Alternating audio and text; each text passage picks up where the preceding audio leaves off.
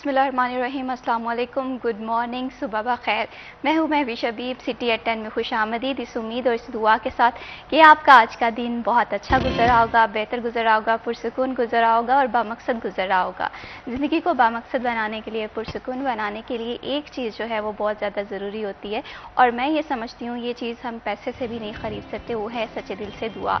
और दुनिया में हर चीज़ ख़रीदी जा सकती है। आप पैसे से एक अच्छा घर ख़रीद सकते हैं, अच्छे कपड़े ख़रीद सकते हैं, लेकिन जो दुआएं हैं वो आपकी कोई भी आपको अगर दुआ देगा तो वो सिर्फ़ और सिर्फ आपको सच्चे दिल से देगा। उसके लिए आपको क्या करना होगा, आपको दूसरों के लिए आसानियाँ पैदा करना होगी।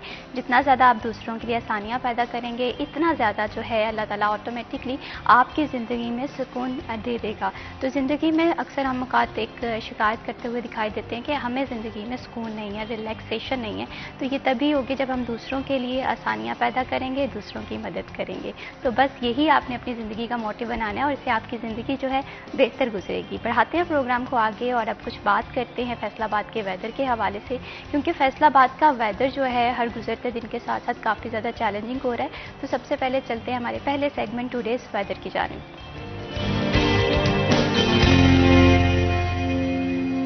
फैसलाबाद के वेदर के हवाले से बात करें तो हर गुजरते दिन के साथ फैसलाबाद का वेदर जो है वो शदीद गर्म दिखाई दे रहा है। आज के टेम्परेचर के हवाले से बात करें तो आज का ज़्यादा से ज़्यादा टेम्परेचर 43 सेंटीग्रेड रहने का इम्कान है और कम से कम टेम्परेचर जो है वो 27 सेंटीग्रेड रहने का इम्कान है। ऐसे में अगर हम देखते हैं कि कभी अगर बारिश आती है तो वो शदीद किस्म की या तूफ़ान आता है और इसी के साथ अगर मौसम की गर्मी देखें तो वो भी जब सूरज आता है तो काफ़ी ज़्यादा गर्मी दिखाई देती है। तो कहीं ना कहीं ये मौसमियाती तब्दीलियों का इफ़ेक्ट है। इसमें हमें ज़्यादा एहतियात करने की ज़रूरत है, एहतियाती तदाबीरों को भी फॉलो करने की ज़रूरत है। जैसे हम देखते हैं कि जैसे हीट वेव का या हीट स्ट्रोक का भी ख़दशा है, जिसमें सबसे ज़्यादा इफ़ेक्ट होने के जो चांसेस होते हैं वो छोटे बच्चों के होते हैं जो स्कूल गोइंग हैं, और इसी तरह से जिनकी उम्र ज़्यादा है वो लोग ज़्यादा हीट वेव या हीट स्ट्रोक से मुतासर हो सकते हैं। तो ऐसे में थोड़ी सी एहतियाती तदाबीरें फ़ॉलो करनी है। आप घर से गैर ज़रूरी तौर पर ना निकला जाए, छोटी छोटी सी टिप्स को फॉलो किया जाए और बच्चों का ख़ास ख्याल रखा जाए। और ठंडे मशरूबात का इस्तेमाल जो है वो सेहत पे अच्छे असरार डालता है। और अच्छे असरार से बात करें तो हम देखते हैं कि जैसे ही मौसम गर्मा आता है तो बच्चों की खुशी जो है वो काफ़ी दीदनी हो जाती है और समर वेकेशंस का टाइम भी आ पहुँचा है। ऐसे में बच्चे तो काफ़ी ज़्यादा इंजॉय करेंगे, लेकिन टीचर्स और पेरेंट्स के एक ही कंसर्न होंगे कि एजुकेशन का सिलसिला भी नहीं टूटना चाहिए। समर कैंप्स का क्या सिस्टम रहेगा और किस तरह से लर्निंग भी हो, इंजॉयमेंट भी हो और छुट्टियों को किस तरह से प्रोडक्टिव बनाएं, इन सब पे हम गुफ्तगू करेंगे। लेकिन इन सब पे गुफ्तगू करने से पहले हमारे जो आज के गेस्ट हैं उनका तारुफ करवा दूं। आज हमें स्टूडियो में ज्वाइन किया है सिटी 41 के रिपोर्टर मोहम्मद अली नारू ने। अस्सलाम वालेकुम। वालेकुम अस्सलाम। Thank you so much Naru for joining us in the program. कैसे हैं आप? अल्हम्दुलिल्लाह। सबसे पहले ये बताएं कि नारू, अगर जैसे हम बात करें कि समर वेकेशंस आ गई हैं तो समर वेकेशंस में बच्चे जो है वो तो काफ़ी ज़्यादा एक्साइटेड होते हैं, लेकिन पेरेंट्स के कंसर्न्स भी अपनी जगह हैं कि एजुकेशन को किस तरह से मैनेज किया जाए। तो इस हवाले से आप क्या सजेस्ट करते हैं? महविश, पहले तो शुक्रिया आपका प्रोग्राम में वक्त देने के लिए। छुट्टियां चूँकि बड़ी माने रखती हैं और गर्मियों की छुट्टियां को जो पीरियड होता है वो बहुत ज़्यादा होता है, दुरानिया बहुत ज़्यादा होता है। हम देखते हैं कि सर्दियों में हमें 10 से 15 दिन की छुट्टियां मिल जाती हैं, या फिर कि कोई त्यौहार आ गया तो 3 से 4 दिन की छुट्टियां हो गई हमें, तो वो दोबारा हमें क्लास का माहौल में आने के लिए और स्टडी कंटिन्यू करने के लिए ज़्यादा एफर्ट नहीं करना पड़ती, हम किताबों से उस कदर दूर नहीं हुए होते हैं। लेकिन जो गर्मी की छुट्टियां हैं उसका दुरानिया बहुत बड़ा होता है, 2 से 2.5 माह का दुरानिया होता है। और इस बार तो अब चूँकि 28 मई से कल से छुट्टियां होने जा रही हैं, तो बच्चों को जो हमने 9 जून या 10 जून से छुट्टियां होनी थी वो हमने फिर से कोई 12 से 13 दिन कबल छुट्टियां अनाउंस कर दी हैं। तो ऐसे में जो दुरानिया वो मज़ीद बढ़ चुका है। छुट्टियों को प्रोडक्टिव बनाने के हवाले से और छुट्टियों को कैसे गुजारना है, बिलखसूस जो हमारे तलबा हैं दहम तक के, जो मैट्रिक तक के स्टूडेंट्स हैं, उनके लिए ज़्यादा मसाइल होते हैं कि उन्होंने किस तरह से मैनेज करना है। क्योंकि इंटर में जो काफ़ी समझ बूझ होती है स्टूडेंट्स को, वो चीज़ों को साथ लेकर चलते हैं और मैनेज कर लेते हैं अच्छे से, पूरी की पूरी छुट्टियाँ भी गुजार लेते हैं और कुछ ना कुछ सीख भी लेते हैं, अपना सिलेबस भी कवर कर लेते हैं।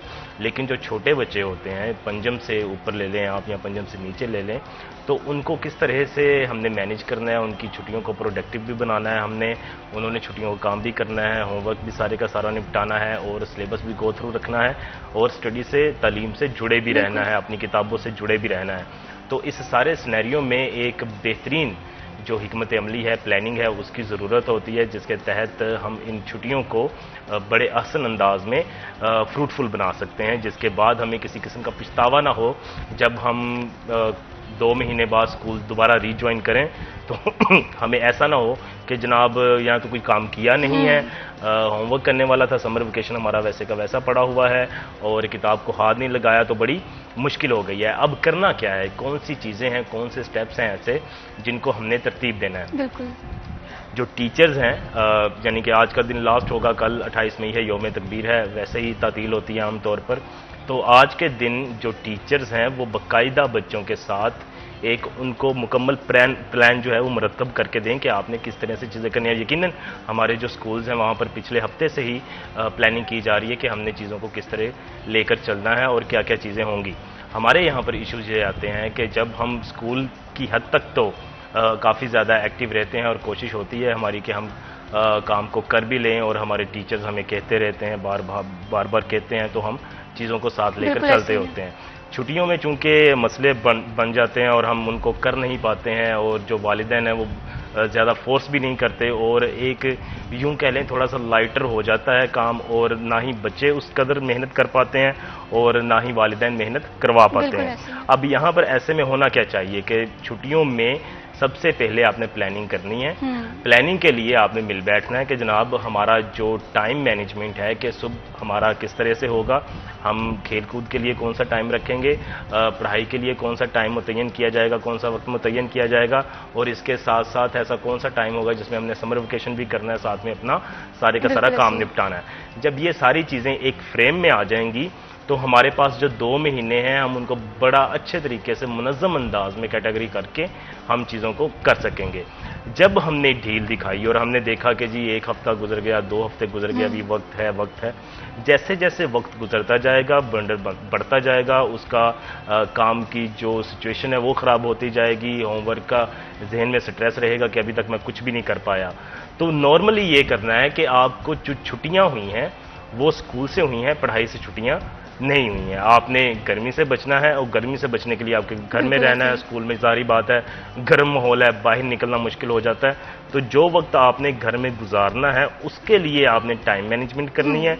चीज़ों को वैसे ही आपने टाइम टू टाइम करना है। पढ़ने वाला काम है पढ़ने वाला करना है, लिखने वाला काम है लिखने वाला करना है। और वालिदैन इस सिचुएशन में क्या कर सकते हैं कि बच्चों को अगर तो उनकी कोई ट्यूशन्स हैं, और अब यहाँ पर मसले ये आ जाते हैं कि जिस मकसद के लिए हमने छुट्टियाँ होती हैं वो मकसद हमारा फोर्स हो जाता है कि गर्मी के दौरान क्या करते हैं, अगर मोहल्ले में ट्यूशन है, एकेडमी है कोई, या समर वेकेशन के हवाले से, तो फिर वही टाइम रख दिया जाता है कि दिन के औकात कार में जो हमने पढ़ना था, सुबह 7 बजे स्कूल जाना था और 1 बजे वापस आना था, वो टाइम को क्या कर दिया जाता है कि 11 बजे से लेकर हमने जी 2 बजे तक टाइम कर दिया। से टाइम मैनेजमेंट बहुत ज़्यादा ज़रूरी है और जाहिर सी बात है समर वेकेशंस एक खुशियों का तो ज़रिया है ही है बच्चों के लिए, लेकिन साथ ही साथ टाइम मैनेजमेंट बहुत ज़्यादा ज़रूरी है। और इसमें मैं समझती हूँ कि असल चैलेंज जो है गर्मियों की छुट्टियाँ ये वालिदैन के लिए होता है, क्योंकि बच्चों को तालीम की तरफ राग़िब करना ताकि उनका जो एजुकेशन का सिलसिला है उसे फुल स्टॉप ना लगे। और ऐसे में बच्चे जो बाज़िद होते हैं कि उन्होंने घूमने भी जाना है, इंजॉयमेंट भी करनी है, तो ऐसे में होमवर्क छुट्टियों का ये कहीं ना कहीं एक ज़रिया होता है बच्चों को स्टडी से कनेक्ट करने का। तो यहाँ पर मोहम्मद अली नारू, मैं आपका पॉइंट ऑफ व्यू जानना चाहती हूँ। जिस तरह से बहुत सारे बच्चे हैं उन्हें छुट्टियों का होमवर्क भी मिलता है, प्रोजेक्ट्स भी मिलते हैं, आप क्या समझते हैं कि प्रोजेक्ट्स जो हैं या होमवर्क है वो स्टडी का बेहतरीन ज़रिया है या बर्डन है? नहीं, देखें, बर्डन तो हम इसको नहीं कह सकते। बर्डन वो तब बन जाता है कि जब हमने उसके मुतालिक बच्चों को निसाब पढ़ाया नहीं है, सिलेबस कवर नहीं करवाया है, तो वो हमने क्या किया, जो हम स्कूल में कवर नहीं करवा सके टीचर्स, तो उन्होंने वो छुट्टियों में चीज़ें ऐड कर दी। मतलब कि स्कूल में हमने पहले 1 से 2 चैप्टर पढ़ाए और हमारा जो लेसन प्लानिंग थी उसमें हमारे 4 चैप्टर शामिल थे। हमने क्या किया कि 2 चैप्टर वो करवाए, वो तो ऐड कर ही दिए हमने छुट्टियों के काम में, लेकिन उसके साथ साथ जो 2 चैप्टर हमने नहीं करवाए, बच्चों को पढ़ाए भी नहीं, वो भी हमने साथ में ऐड कर दिए। अब वो 2 चैप्टर अगर तो बच्चा किसी ट्यूशन सेंटर में जा रहा है, किसी एकेडमी में जा रहा है, किसी इंस्टीट्यूट में जा रहा है, तो उसके लिए तो आसानी हो जाएगी वो कवर करना, कि वो वहां से उसको कर लेगा। लेकिन जो बच्चा सिर्फ और सिर्फ स्कूल पर इन्हिसार करता है और उसके वालिदैन भी इस कदर पढ़े लिखे नहीं है कि उन चीज़ों को डील कर पाएं या समझा पाएं बच्चों को, तो वहां पर फिर मसाइल आ जाते हैं कि हमने चीज़ों को इतना ज़्यादा नहीं कर देना है। होमवर्क आप दें, हमारा बुनियादी मकसद जैसे कि आपने पहले अभी जिक्र किया है कि हमने बच्चों को पढ़ाई के साथ जोड़े रखना है, उनकी छुट्टियां हमने खराब नहीं करनी है कि इतना ज्यादा काम दे दिया है कि बच्चा तफरी भी नहीं कर पा रहा, वो सारे का सारा दिन इसी सोचो विचार में है कि आज मैंने ये हाफ चैप्टर कर लिया है, अब अगला हाफ चैप्टर मैंने इस वक्त करना है, फिर ये मश्क रह जानी है मेरी, ये एक्सरसाइज मैंने करनी है, ये मेरी थ्योरी वाला काम रहता है। तो ऐसे हमने उलझा नहीं देना। देखें, कोई भी तरीकाकार है, अब 2 महीने कम नहीं होते हैं। आपने अगर कोई 3 से 4 चैप्टर भी दे दिए हैं और एक चैप्टर 15 दिन में आसानी कवर होता है, और अगर उसमें सवालात की तादाद नॉर्मल है, मतवाजन चैप्टर है, तो उसको 15 दिन से 10 दिन में बेहतरीन अंदाज में कवर किया जा सकता है हर किताब का। ये एक जारी बात किताब नहीं है, 7 से 8 सब्जेक्ट्स होते हैं, उन सब के चैप्टर्स हमने सारे का सारा होमवर्क करना होता है। तो उसको जब हम थोड़ा थोड़ा पढ़ा देते हैं मामूली सा, तो क्या करना है कि हमने बच्चे उन 4 चैप्टर्स को अच्छे तरीके से करके आए, उन 2 चैप्टर्स को अच्छे तरीके करके आए, या फिर आपने उनको 6-6, 7-7 चैप्टर्स करवाने हैं कि जनाब ये हमने 3 यहां पर करवाए हैं, 3 आपने खुद से करके आने हैं। तो क्या होगा कि वो 3 तक तो कोई वो जान मारी कर लेगा अपनी, लेकिन जब वो अपनी वसअत से ज्यादा, इस्तात से ज्यादा करने की कोशिश करेगा, तो उसका जो पहला किया धरा है वो भी खराब होगा, वो भी, उस पर भी इफेक्ट होगा। तो हमने मिनिमम ये कोशिश करनी है कि जो बच्चे हैं वो तालीम के साथ जुड़े रहें, निसाब के साथ जुड़े रहें, पढ़ाई के साथ जुड़े रहें, वो किताब खोलें छुट्टियों में, उसको पढ़ें करें। और यही बहुत बड़ी चीज होती है कि आपने जो होमवर्क दिया है छुट्टियों के लिए, काम समर वेकेशन है, वो मुकम्मल करके आ जाते हैं स्टूडेंट्स। अगर एक बार जो लिखने का मरहला होता है, ये जो साइकी है लिखने की, हमारा एक तो हमने लिखना है, अल्फाज जो हम पढ़ते हैं जब हम लिखते हैं तो वो उससे ज्यादा डबल, दुगना इफेक्ट करते हैं हमारे ऊपर, कि जिसको हमने पढ़ा, समझा और फिर हमने लिखा, प्रैक्टिस भी होगी उसकी। अब इस प्रैक्टिस को करवाने के मकसद के लिए इस कदर हमने ज्यादा नहीं बढ़ोतरी कर देनी कि हमने 6-6, 7-7 चैप्टर डाल दिए हैं उसमें। अब वो जो पूरे साल का काम था, हम कह रहे हैं कि 2 महीने में इनसे आधा काम उसका ले लिया जाए, और टीचर्स बाद में देखेंगे। और ये भी चीज होती है कि अक्सर ये प्राइवेट जो स्कूल्स हैं, बड़ी ज्यादती की जाती है टीचर्स के साथ भी, कि 6 से 7 चैप्टर्स आपने करवा दिए, और उसके बाद जब वो समर वेकेशन चेक करना है बच्चों का, सारी की सारी क्लास का, अगर एक क्लास में 20 से 25 तलबा भी हैं और उनके मुख्तलिफ सब्जेक्ट्स हैं, तो टीचर्स ने जब उसकी मार्किंग करनी है, उसकी चेकिंग करनी है, और जब उसके नंबर्स का तवाजुन आइंदा आने वाले सितंबर में टेस्ट में लगाया जाता है, तो वहां पर हमने उसको कैसे देखना है, क्योंकि 7-7, 8-8 चैप्टर्स हैं, उन्हीं 10 से 15 दिन का गैप मिलता है हमें। कोई आइंदा आने वाले दिनों में फिर कोई 2 हफ्ते आते हैं, उसके फौरन बाद हमारे टेस्ट शुरू हो जाते हैं, मिड शुरू हो जाते हैं। तो ऐसे में वो क्या करता है, फिर टीचर भी अपने सर का बोझ हल्का करने के लिए सिर्फ बिल्कुल ऐसे ही टिक मार ही करता है, वो भी मेरे ख्याल से नहीं, क्योंकि इंसान है हम भी, वो इस अंदाज के मुताबिक 7-7 चैप्टर हमने चेक करने हैं, और 8-8 सब्जेक्ट्स हैं हमारे, उनके रोजाना की बुनियाद पर 20-20 बच्चे हैं, कैसे चेकिंग होगी। तो महदूद काम दिया जाए, वो भी बेहतर हो, बच्चे भी बासानी कर सके, टीचर्स भी। बिल्कुल इसी तरह से लिमिटेड होमवर्क के साथ साथ, क्योंकि छुट्टियां अगर सही से स्पेंड हो जाएं, लर्निंग भी हो जाए और साथ साथ एंजॉयमेंट भी हो जाए, तो मैं ये समझती हूँ कि बेहतरीन लर्निंग का जरिया भी है समर वेकेशन। अभी वक्त तो एक छोटी सी ब्रेक का, कहीं मत जाइए, हमारे साथ रहिए। वंस अगेन खुश आमदीद। एजुकेशन ना सिर्फ तालीमी मालूमात फराहम करना है, बल्कि मैं ये समझती हूँ कि हर लम्हा कुछ ना कुछ सीखने का, एक हर तजर्बा जो है इंसान को कुछ ना कुछ सिखाता है। ऐसे में अगर समर वेकेशंस के हवाले से बात करें, तो समर वेकेशन में हर गुजरता हुआ टाइम आपको कुछ ना कुछ सिखा सकता है, अगर हम इन वेकेशंस को अच्छे से स्पेंड करते हैं, लर्निंग पॉइंट ऑफ व्यू से, इंजॉयमेंट के पॉइंट ऑफ व्यू के हवाले से भी। तो मैं समझती हूँ कि समर वेकेशन जो हैं वो आपकी बेहतरीन क्लासरूम बन सकती हैं। बस ज़रूरत इस समय की है कि आपने जो अपना स्कूल का काम है, छुट्टियों का काम है, वो भी टाइमली कंप्लीट करना है और इसी के साथ साथ आपकी जो लर्निंग है वो नहीं रुकनी चाहिए। लेकिन यहाँ पर मेजॉरिटी ऑफ द केसेस हमने देखा है मोहम्मद अली नारू कि जो 9th के स्टूडेंट्स हैं उन्हें ज़्यादा प्रॉब्लम आती है। रीज़न ये होती है कि मार्च में रिजल्ट आता है 8th क्लास का, उसके बाद क्लासेस स्टार्ट हो जाती हैं, टीचर्स कहीं ना कहीं बिजी हो जाते हैं ये एग्जामिनेशन में फर्स्ट ईयर सेकेंड ईयर के, तो क्लासरूम में टाइम जो है वो मैनेज नहीं कर पाते हैं टीचर्स, जाहिर सी बात है उनकी अपनी रिस्पॉन्सिबिलिटी होती है। तो ऐसे में समर वेकेशंस हो जाती हैं और 9th की जितनी भी स्टडी है वो कंसेप्ट बेस्ड है, तो ऐसे में वो स्टूडेंट्स किस तरह से इन छुट्टियों को प्लान कर सकते हैं? अच्छा, मैं भी यहाँ पर ये है कि ये जो सवाल है और ये जो इशू है इसको फ़कत छुट्टियों के तनाजुर में नहीं देखा जा सकता है, इसको देखा जा सकता है हमारी जो प्लानिंग है, हमारा जो सिस्टम है बिलखसूस।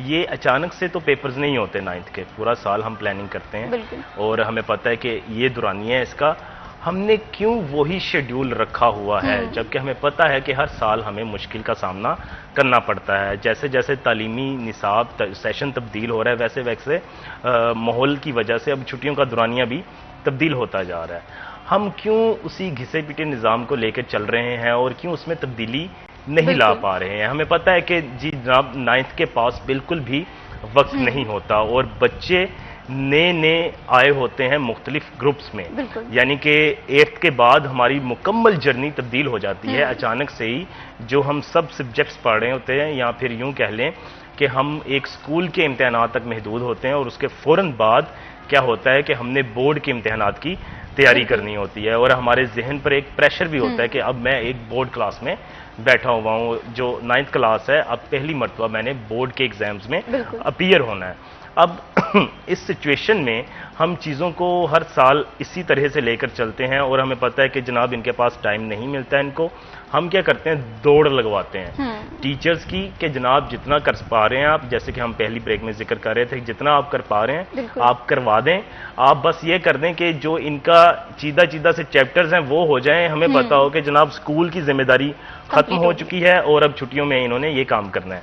अब यहाँ पर आपने जो दूसरी बात की है कॉन्सेप्चुअल स्टडी की, कॉन्सेप्ट कभी भी ऐसे क्लियर नहीं होते, भागम दौड़ में तो कभी भी क्लियर नहीं हो पाते, उसके लिए तो मुकम्मल वक्त चाहिए होता है और चीज़ों को डिस्कशन में लाया जाता है। एक क्लास का माहौल ऐसा होता है जिसमें कि पुरसुकून माहौल होता है, जल्दबाजी नहीं होती। अब हमारे टीचर्स के सर पर सवार होता है कि जो एडमिनिस्ट्रेशन है उसने हमसे कोर्स मुकम्मल लेना है कि जनाब आपने क्या क्या करवा दिया, क्या क्या नहीं करवा दिया है।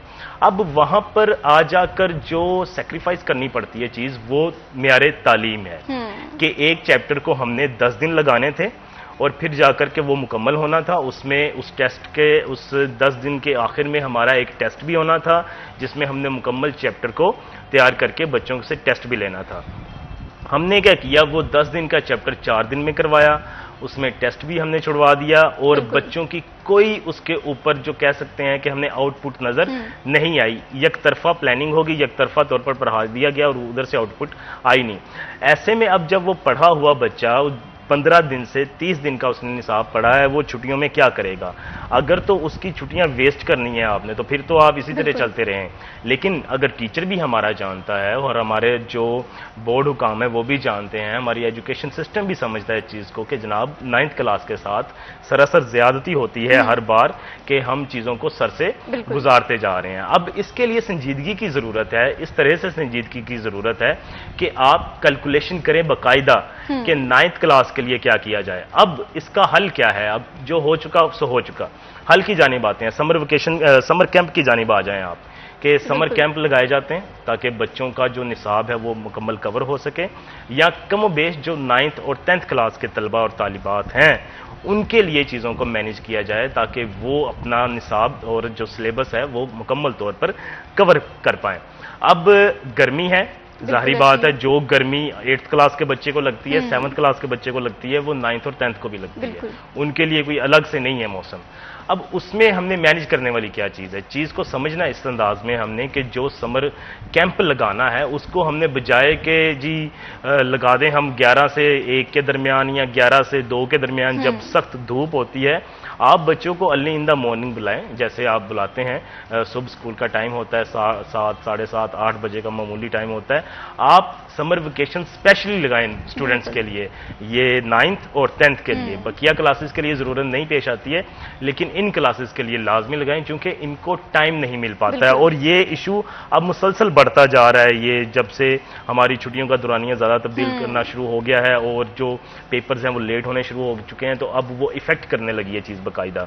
तो इसमें क्या करें, आप समर कैंप लगाएं, बाकायदा दौरानिए के लिए लगाएं और 1 महीना, ज़्यादा नहीं, आपने छुट्टियों तक इसको लेकर नहीं जाना है, ज़्यादा तवील नहीं करना है आपने। 1 महीने के लिए आप लगाएं, उसमें आप निसाब भी कवर करें, बच्चों को पढ़ाएं भी अच्छे से और जो 2 से 3 घंटे उनके लिए मिल जाते हैं वो भी उनके लिए आसानी हो बिल्कुल। जाएगी। इसी तरह से समर वेकेशंस बहुत ज़्यादा ज़रूरी हैं, लेकिन समर कैंप्स जो है खासकर उन स्टूडेंट्स के लिए ज़्यादा इंपॉर्टेंट हो सकता है जो 9th के स्टूडेंट हैं या जिन्होंने 10th क्लास से अपने पेपर जो है एग्ज़ाम्स दे के फ्री हुए हैं। आगे फर्स्ट ईयर और सेकेंड ईयर जाहिर सी बात है एक चैलेंजिंग सिचुएशन रह सकती है उन लोगों के लिए जिन्होंने आगे मेडिकल में एडमिशन लेना है। तो फर्स्ट ईयर और सेकेंड ईयर का टाइम भी एक गोल्डन अपॉर्चुनिटी होता है, इसे ज़्यादा से ज़्यादा यूटिलाइज करने की कोशिश करनी चाहिए। ऐसे में समर कैंप का रोल बहुत इंपॉर्टेंट है, लेकिन साथ ही साथ टाइम मैनेजमेंट बहुत ज़्यादा ज़रूरी है। अक्सर औकात हम ये भी देखते हैं कि बहुत सारे इंस्टीट्यूट हैं वो समर कैंप का जो इनकाद है वो करते हैं अर्ली मॉर्निंग, जिससे जो है मौसम की शिद्दत से भी बचा जा सकता है। लेकिन ऐसे में अगर 11 से 1 बजे या 2 बजे, तो मैं ये समझती हूँ ये पीक आवर्स होते हैं किसी भी गर्मी के घंटे के हवाले से बात करें तो इसमें हीट वेव या हीट स्ट्रोक का भी खदशा होता है। तो समर कैंप्स लगाते हुए इन टाइम मैनेजमेंट को भी बहुत ज़्यादा मद्देनज़र रखने की ज़रूरत है जितने भी इंस्टीट्यूट्स हैं उनकी मैनेजमेंट की जानिब से। यहाँ पर मोहम्मद अली नारू, अगर हम बात करें पेरेंट्स की और बात करें टीचर्स की, तो मैं ये समझती हूँ उनकी आपस में कोलैबोरेशन बहुत ज़्यादा ज़रूरी है। तो आप क्या समझते हैं, अगर मौजूदा सिनेरियो में देखें टीचर्स और पेरेंट्स की जो मीटिंग है वो आम रूटीन्स में तो जारी होती है पेरेंट्स टीचर मीटिंग में, लेकिन समर वेकेशंस में इस चीज़ का फुकदान देखते हैं जिसकी वजह से टीचर पेरेंट्स की कम्युनिकेशन नहीं होती है और वो बच्चों को प्लान नहीं करवा सकते कि किस तरह से लेसन प्लानिंग की जाए। जाहिर सी बात है ये प्लान तो टीचर या पेरेंट्स की रिस्पॉन्सिबिलिटी होता है। इसमें बड़ी अहम चीज़ ये है कि हमारे यहाँ तो पहले तो आम तौर पर रिवाज ही नहीं है इस तरह का कि जो बच्चे वालिदैन हैं वो रेगुलर स्कूल जाएं और जो वालिदैन हैं उनसे मिलें और बच्चों की तालीम के बारे में जानें, बहुत कम पाया जाता है। प्राइवेट स्कूल की हद तक तो ये मुमकिन है, वहाँ पर वालिदैन बहुत ज़्यादा संजीदा होते हैं। इसका हरगिज़ मतलब कि सरकारी स्कूल में पढ़ने वालों के जो वालिदैन हैं वो संजीदा नहीं होते, लेकिन प्राइवेट स्कूल में हम देखते हैं कि रेगुलर बुनियादों पर जो पेरेंट्स हैं, एक तो वो पीटीएम का इनेकाद किया जाता है और दूसरा पेरेंट्स भी खुद भी काफ़ी ज़्यादा संजीदा होते हैं इस हवाले से कि बच्चे क्या कर रहे हैं, क्या उनका तालीमी मेयार है, परफॉर्मेंस कैसे जा रही है, जो रेगुलर टेस्ट हो रहे हैं उसमें क्या मार्किंग हो रही है, नंबर्स कैसे आ रहे हैं, बच्चे की कंडीशन क्या है। और छुट्टियों में इस हवाले से चूंकि हमने घर में रहना है और जो सारे का सारा पढ़ाई है वो घर में करनी है, एक होमवर्क, एक सिचुएशन दे दी गई है, तो ज़रूरी नहीं है कि अब हमने वैसे ही उसको लेकर चलना है कि हमने हफ्तावार स्कूल जाना है या महीनावार स्कूल जाना है। आप बस ये देखें कि आपके जो बच्चे हैं वो अपना छुट्टियों का काम कर रहे हैं और उसकी एवेल्यूएशन उतनी करते जाएं। आप जो आपके जो ट्यूशन के टीचर हैं या एकेडमी के जो आपके टीचर हैं, ट्यूटर्स हैं, आप उनसे मुशावरत करें कि हमारे जो बच्चे हैं वो किस तरह से लेकर चल रहे हैं इसको। और अगर आप खुद पढ़े लिखे हैं तो फिर तो मसला ही कोई नहीं है, आप रेगुलर डायरी चेक कर सकते हैं उसको कि जो समर वेकेशन है कहाँ तक पहुँचा है, किस तरह से कर रहे हैं, पढ़ रहे हैं और बाकायदा उससे कुछ सीख भी रहे हैं या नहीं सीख रहे हैं या सिर्फ लिखा ही जा रहा है, छापा ही जा रहा है। तो इसमें सारी की सारी चीज़ों को मर्ज करके एक आपने पढ़ना है, आपने लर्न करना है, आपने उसको लिखना भी है, आपने समझना भी है और आपने जो छुट्टियों के फौरन बाद पेपर्स आएंगे, मिड आएंगे, उसकी भी तैयारी करनी है आपने। तो यहाँ पर जो इंस्टीट्यूट्स हैं शाम के औकात में जो हम ज्वाइन कर लेते हैं वहाँ पर तो तैयारियाँ करवाई जाती हैं। घर में रहने वाले बच्चे वालिदैन फ़कत उनकी जो एक्सरसाइज है, जो आप कह लें कि एक गाइड बुक होती है, उससे आप उसको ले सकते हैं कि आप नहीं पढ़ा पा रहे हैं, कुछ भी नहीं है, तो आप गाइड बुक से अंदाज़ा ले सकते हैं कि आपके बच्चों की इस वक्त तालीमी कारकर्दगी क्या है और जो छुट्टियां हैं उनकी बाकी जो हकीकत में आसान तौर पर गुजर रही हैं या नहीं गुजर रही हैं, या फ़कत काम ही किया जा रहा है। तो छुट्टियों को प्रोडक्टिव बनाना है और उस हवाले से हर तरह से हमें एक्टिव रहने की ज़रूरत है। बिल्कुल इसी तरह से छुट्टियों को हम तभी प्रोडक्टिविटी की तरफ लेकर जा सकते हैं जब हम लर्निंग भी करें, फिजिकल एक्टिविटीज़ भी साथ साथ करें, और साथ ही साथ आउटिंग के जो प्लान है मैं ये समझती हूँ वो भी कैंसिल नहीं होने चाहिए, क्योंकि बहुत सारी चीज़ें इंसान अपने सराउंडिंग से सीखता है। समर वेकेशन को किस तरह से प्रोडक्टिव बनाया जाएगा, इस पर मजीद भी डिस्कशन होगी, लेकिन अभी वक्त हुआ एक छोटी सी ब्रेक का। कहीं मत जाइए, हमारे साथ रहिए।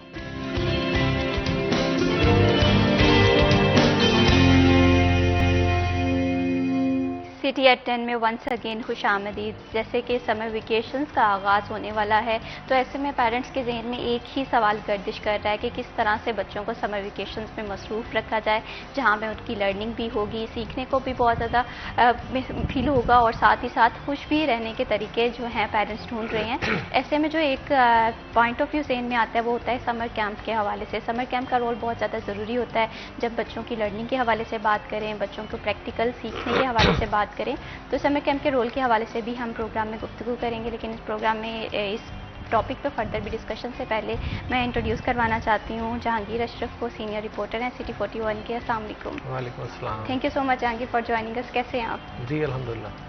जहांगीर, जिस तरह से हम बात कर रहे थे ब्रेक पे जाने से पहले समर कैंप के रोल के हवाले से, जाहिर सी बात है मैं ये समझती हूँ छुट्टियाँ बच्चों के लिए तो खुशी का बायस रही हैं, लेकिन पेरेंट्स के लिए थोड़ी सी चैलेंजिंग या टफ सिचुएशन होने वाली है कि बच्चों को किस तरह से इंगेज किया जाए। ऐसे में समर कैंप एक वाहिद ज़रिया है जिसमें बच्चे खुश भी होते हैं, सीखने को भी मिलता है। तो इस हवाले से आपका क्या पॉइंट ऑफ व्यू है कि समर कैंप बेहतरीन ज़रिया है लर्निंग का?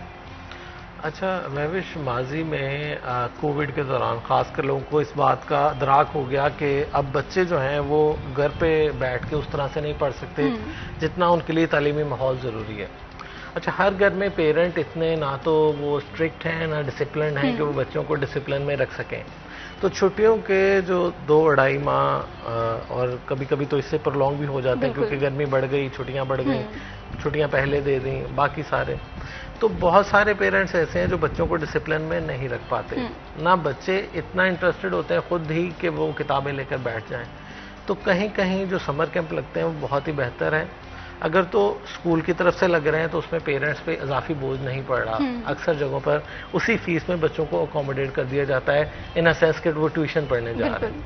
अलग से जो फीसें देना है समर कैंप वाली, क्योंकि बहुत सारे ऐसे समर कैंप भी लगते हैं जो बिल्कुल आपके सिलेबस से हट के होते हैं, उनकी बारी फीसें भी होती हैं।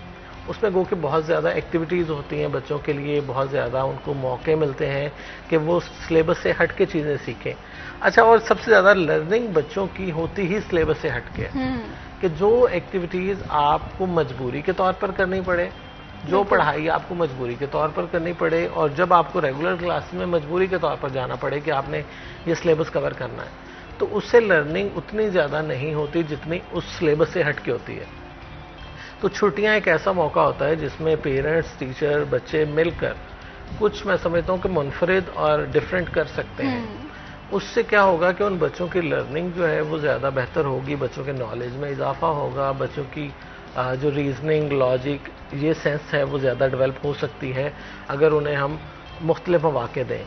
चूँकि हमने किताब के इर्द गिर्द बच्चे को घुमा के रखा हुआ है सारा सेशन, तो मैं समझता हूँ ये छुट्टियाँ बहुत ज़्यादा ऐसा टाइम पीरियड है जिसमें आप बच्चों पे फोकस करें। बिलखसूस 8th क्लास तक तो सिलेबस का झंझट ही नहीं है ना कि आपने कौन सा बोर्ड के एग्ज़ाम देने हैं, कि आपने सिलेबस कवर नहीं हुआ, ये नहीं हुआ, वो नहीं हुआ। ये मसला सिर्फ मैट्रिक के बच्चों का है कि उन्हें चूँकि बोर्ड में अपीयर होना है तो लाजम मलजूम है उन पर कि अच्छे नंबर उसी से लेने हैं जो किताब उसने पढ़नी। तो मैट्रिक के बच्चों के, इंटर के बच्चों का तो है कि वो अपनी किताबों से जुड़े रहें, लेकिन मैं समझता हूँ कि अगर 8th क्लास तक के बच्चों को डिफरेंट अपॉर्चुनिटीज़ दी जाएं तो वो, मैं समझता हूँ कि ज़्यादा अच्छे अंदाज से सीखेंगे, ज़्यादा अच्छे अंदाज से अपने आप को एक्सप्रेस करना सीखेंगे। क्योंकि हमारे यहाँ हमारा जो रवायती पढ़ाने का तरीका है, हमारा रवायती सिलेबस है, उसमें बच्चों को एक्सप्रेसिव नहीं बनाया जाता। उसको कहा जाता है ये क्वेश्चन है, इसका ये आंसर है, आपने इससे बाहर नहीं जाना। तो एक जो टर्म यूज होती है आउट ऑफ द बॉक्स, वो आउट ऑफ द बॉक्स बच्चे सोचते ही नहीं है। तो लिखना तो बात की बात है या एक्सप्रेस करना तो बात की बात है कि आपने उनको बाउंड कर दिया कि ए फॉर एप्पल ही है। तो ए से बेशुमार चीजें हैं, लेकिन हमारा बच्चा क्या करता है, ए फॉर एप्पल ही उसके माइंड में, क्योंकि हमने उसको उससे बाहर निकाला ही नहीं है। तो हमारी बहुत सारी लिमिटेशंस हमारे सिलेबस की वजह से, हमारी किताबों की वजह से, कि हमने एक किताब जो लगवा दी उसमें जो आंसर है वही उस बच्चे के लिए आंसर। बिल्कुल। हालांकि एक क्वेश्चन, एक मजमून, एक कुछ भी, आप जैसे एक होता है कि आप जब गेम खेलते हैं जी, एक वर्ड है उसे आपने कुछ भी एक्सप्रेस करना है, तो अगर एक लफ्ज बोला जाए तो हर बच्चे के माइंड में डिफरेंट चीजें आनी चाहिए। बिल्कुल। तो हमारी किताब क्या करती है, उस एक वर्ड का मीनिंग हर एक बच्चे के लिए सेम दे देती है। तो उसका नुकसान क्या होता है कि हमारी जो आर्टिस्टिक सलाहियतें हैं वो दब जाती हैं, बिल्कुल। हमारी जो एक्सप्रेशंस हैं वो दब जाते हैं, हमारी थॉट्स जो हैं वो लिमिटेड हो जाती हैं। हम उससे बाहर सोचते ही नहीं है कि इसका मफहूम या इसका मानी क्या हो सकता है। बिल्कुल ऐसे ही है। ठीक है, तो हमारी किताबों ने बच्चों को इतना लिमिटेड कर दिया है कि उनकी जो सोच है वो एक जगह तक जाके रुक जाती है। तो हमें उनसे निकालने के लिए बच्चों को डिफरेंट अपॉर्चुनिटीज देनी चाहिए, डिफरेंट मौके देने चाहिए, और समर कैंप में सिलेबस से हट के बच्चों को एंगेज करना चाहिए। सिर्फ किताबें किताबें किताबें नहीं। मैं उस चीज़ के बड़ा खिलाफ हूँ, जैसे हमारे दौर में होता था कि जी 100 दफ़ा ये काम कर लाएं, 50 दफ़ा ये लिख लाएं, तो इसका मतलब कि हमने रट्टू तोते बनाए हुए हैं। ठीक है, उसका बेनिफिट क्या है, आज शायद मुझे और आपको नहीं याद होगा कि मैट्रिक में हमने कौन सी समरियां याद की। बिल्कुल ऐसे ही है, क्योंकि वो फॉर द टाइम बीइंग थी। उसकी बजाय हमने कुछ और ऐसी एक्टिविटी, कोई ऐसी सेलिब्रेशन या कोई ऐसा इवेंट किया हो तो वो हमें याद होगा कि जी हमारे पार्टी हुई थी, हमारे स्पोर्ट्स हुई थी, हमारे फलां चीज़ हुई थी। तो एक्टिविटीज़ जो सिलेबस से हटके हों, अगर सिलेबस वाली ही एक्टिविटी करवानी है ना, तो वो भी हम क्रिएटिविटी में भी रट्टा लगवा रहे होते हैं। बिल्कुल ऐसे ही है, क्योंकि वो होती तो बेसिकली क्रिएटिविटी है, लेकिन उसमें भी हम बच्चों को रट्टे लगवा रहे होते हैं कि आपने ऐसा हो तो ऐसा करना है। तो बच्चों को खुद अपॉर्चुनिटी दें, खुद उन्हें गलतियां करने दें, उन्हें सीखने दें, उन्हें बाउंड ना करें, पहले से जवाब ना बता दें। बिल्कुल। हमारे क्या होता है, हम वो जैसे आजकल बोर्ड ने बड़ा अच्छा किया कि गेस्ट पेपर शेयर करने पर पाबंदी है, और ये बहुत सोशल अच्छा मीडिया पर गेस्ट पेपर शेयर करने पर पाबंदी है कि आप बच्चे को पूरी किताब में से 10 क्वेश्चन अगर दे दें, इसका मतलब कि बच्चे को आपने मजीद लिमिटेड कर दिया। बिल्कुल, एटलीस्ट वो एक बार किताब से गो थ्रू तो हो, उसे सारी चीजें पता तो हो। जब गेस्ट पेपर पे या उसको लिमिटेड कर देते कि आपने यही करना है। लेकिन जहांगीर, यहाँ पे मेरा सवाल ये भी है, अक्सर आपने भी माजी में देखा होगा, अभी तो जाहिर सी बात है ये रिसेंटली ये इम्प्लीमेंटेशन हुई है, तो इससे पहले टीचर्स की जानिब से भी यही किया जाता था कि गेस्ट पेपर्स लगवा दिए जाते थे पेपर से पहले, और पूरे गेस्ट पेपर्स, आज आपने गेस्ट पेपर नंबर 1 करना है, कल को 2 करना है, 3 करना है। तो इसका नतीजा मैं समझती हूँ कि जब स्टूडेंट एग्जामिनेशन में अपीयर होता था वहाँ पर उसकी इन्फॉर्मेशन लिमिटेड हो जाती थी। तो एक अच्छा इकदाम है कि सोशल मीडिया पर भी कोई ना कोई चीज़ लर्निंग जो है ये गेस्ट पेपर की नहीं होगी, लेकिन ऐसे में टीचर्स के साथ टीचर्स के ताउन की बहुत ज़्यादा ज़रूरत है। इसका नुकसान ये है कि आप बच्चा जो है वो पूरी किताब को अंडरस्टैंड करने के बजाय रट्टे की तरफ चला जाता है। मतलब जो हमारा एग्जाम सिस्टम है वो बच्चों की क्रिएटिविटी को मैं कहता हूँ दबा देता है, क्योंकि आपने अगर कह दिया कि इतने पोर्शन में से आपका 100 नंबर का पेपर आना है, ये आप छोड़ भी देंगे तो खैर है। तो बच्चों ने वो इतना उसको फिर वो चीजें डाली क्यों, हमारे सिलेबस का हिस्सा क्यों बनाई? अगर आपने उसको, मतलब मैं गारंटी से कहता हूँ कि सेकंड ईयर में हमें कहा गया था कि पहले 4 चैप्टर कर लें तो 90 नंबर आपके पक्के। इसका मतलब कि बाकी 3 चैप्टर जो थे, 7 चैप्टर होते थे मैथमेटिक्स के, तो 3 चैप्टर सिर्फ 10 नंबर के और 4 चैप्टर 90 मार्क्स के। और मुझे याद है कि मैंने वो सिर्फ 4 चैप्टर किए थे और मेरे 92 मार्क्स थे। तो ये अब देखें कि वो 3, इसका मतलब चैप्टर सिर्फ 10 नंबर के, वो इतने फजूल हैं, वो इतने एक्स्ट्रा हैं कि वो 3-3 नंबर का एक चैप्टर है, और बाकी 4 वो बनते हैं तकरीबन 22 नंबर के, 23 नंबर के एक चैप्टर। तो हमें इस तरह नहीं करना चाहिए। सारी किताब बच्चे को दें कि इसमें से कहीं से भी कुछ भी आ सकता है। उसे ये भी हो सकता है पहले चैप्टर में से सारा पेपर आ जाए, ये भी हो सकता है आखिरी चैप्टर में से सारा पेपर आ जाए। लेकिन हमारे यहाँ क्या किया जाता है, बता दिया जाता है कि जनाब इसमें से इतना आएगा, इसमें से इतना आएगा, इसमें से इतना। बच्चे भी कैलकुलेट कर लेते हैं, टीचर भी कैलकुलेट कर लेते हैं कि मैं इतना पोर्शन कर लूंगा तो सफिशिएंट है, मेरे पासिंग मार्क्स आ जाएंगे, मेरे 60 आ जाएंगे, 70 आ जाएंगे, 90 आ जाएंगे। इसका मतलब कि बाकी जो चीज़ है वो आपने इग्नोर कर दी, और वो हो सकता है कि आपकी प्रैक्टिकल लाइफ में ज़्यादा चीज़ें यूज हों। अच्छा, जो हमारे यहाँ कहा जाता है ना, एक आम कल्चर बन चुका है जी, किताबों में जो है वो अमली ज़िंदगी में है ही नहीं, ये झूठ है। जो किताबों में लिखा है वो प्रैक्टिकल में है, हमने आंखें बंद की हुई हैं। बिल्कुल। कोई सब्जेक्ट आप निकाल के देख लें और कहें कि इसकी प्रैक्टिकल इम्प्लीमेंटेशन नहीं है, पॉसिबल ही नहीं है। आप फिजिक्स ले लें, केमिस्ट्री ले लें, मैथमेटिक्स ले लें, हर जगह पे ये चीज़ें हमारे एवरीडे साइंस एक बुक होती थी जो खासकर कंपटीशन के एग्जाम देते हैं उनको ज़्यादा उनके बारे में बिल्कुल इसी तरह से है। जहांगीर अशरफ, मैं आपकी बात से बिल्कुल एग्री करूंगी। अक्सर हमने सोशल मीडिया पे भी ये मीम्स देखी हैं। तो हमने मैथ्स में पढ़ा था वो कहीं पर इम्प्लीमेंट नहीं हो रहा, फिजिक्स में पढ़ा था वो कहीं पर इम्प्लीमेंट नहीं हो रहा, लेकिन ये डेली लाइफ में इम्प्लीमेंटेशन होती है। फिजिक्स भी हमें रेगुलरली देखने को मिलती है, मैथमेटिक्स का भी सामना डेली लाइफ में हमारे होता है। बस हमें सीखने की ज़रूरत है और ये नंबर्स की दौर से निकलने की ज़रूरत है। अभी वक्त है एक छोटी सी ब्रेक, आके मत जाइए, हमारे साथ रहिए।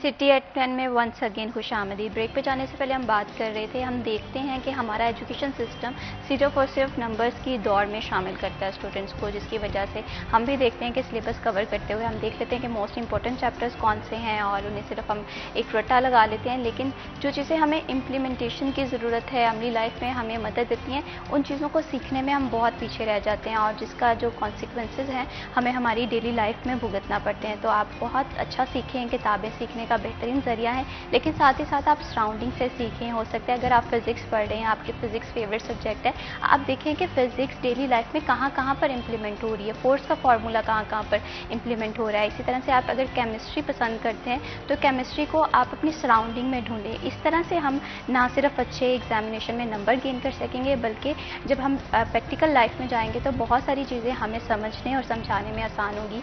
और ये समझती हूँ मैं कि टीचर्स का रोल बहुत ज़्यादा ज़रूरी होता है कॉन्सेप्चुअल स्टडी में। तो टीचर्स भी कॉन्सेप्चुअल स्टडी को प्रमोट करें, फिर जाके मैं देखूंगी कि हमारी एजुकेशन सोसाइटी में या एजुकेशन डिपार्टमेंट में रिफॉर्म्स आ जाती हैं। और इसी के साथ साथ हम बात कर रहे थे समर कैंप के रोल के हवाले से। तो पेरेंट्स के लिए तो समर कैंप बहुत अच्छे हैं, खासकर दो तरह के समर कैंप होते हैं। एक जो स्टडी से रिलेट कर रहे होते हैं, एक वो हैं जो छोटे बच्चों को कहीं ना कहीं इन्वॉल्व कर रहे होते हैं डेली लर्निंग के हवाले से, जिसमें छोटी छोटी सी एक्टिविटीज़ होती हैं और छोटे बच्चे बहुत ज़्यादा सीखते हैं। आजकल के छोटे बच्चों के हवाले से बात करें तो स्क्रीन टाइम काफ़ी ज़्यादा उनका बढ़ गया है।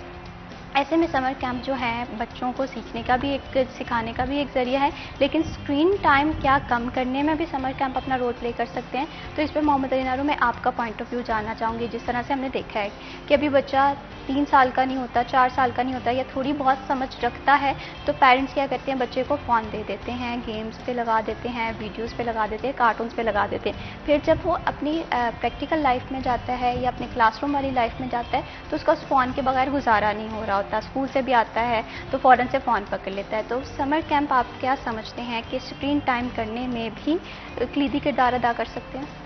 अच्छा, जो बिल्कुल छोटे बच्चे हैं, जैसे कि आपने पहले जिक्र किया, तो ज़ाहिर बात है उसकी जो अट्रैक्शन है, जो उसका लेना देना है, वो सारा उसके वालिदैन तक है। तो वालिदैन अगर जान छुड़वाने के लिए या फिर अपनी बुनियादी जिम्मेदारी से भागने के लिए बच्चों को फ़ोन की तरफ माइल करते हैं या हाथ में फ़ोन देने से और गेमिंग करवाने से उनके बच्चों का जहन बट जाता है, तो ये फ़कत वो आर्जी हल है। इसके जो आगे आने वाले इम्पैक्ट्स हैं या इफ़ेक्ट्स हैं वो बहुत ख़तरनाक होते हैं।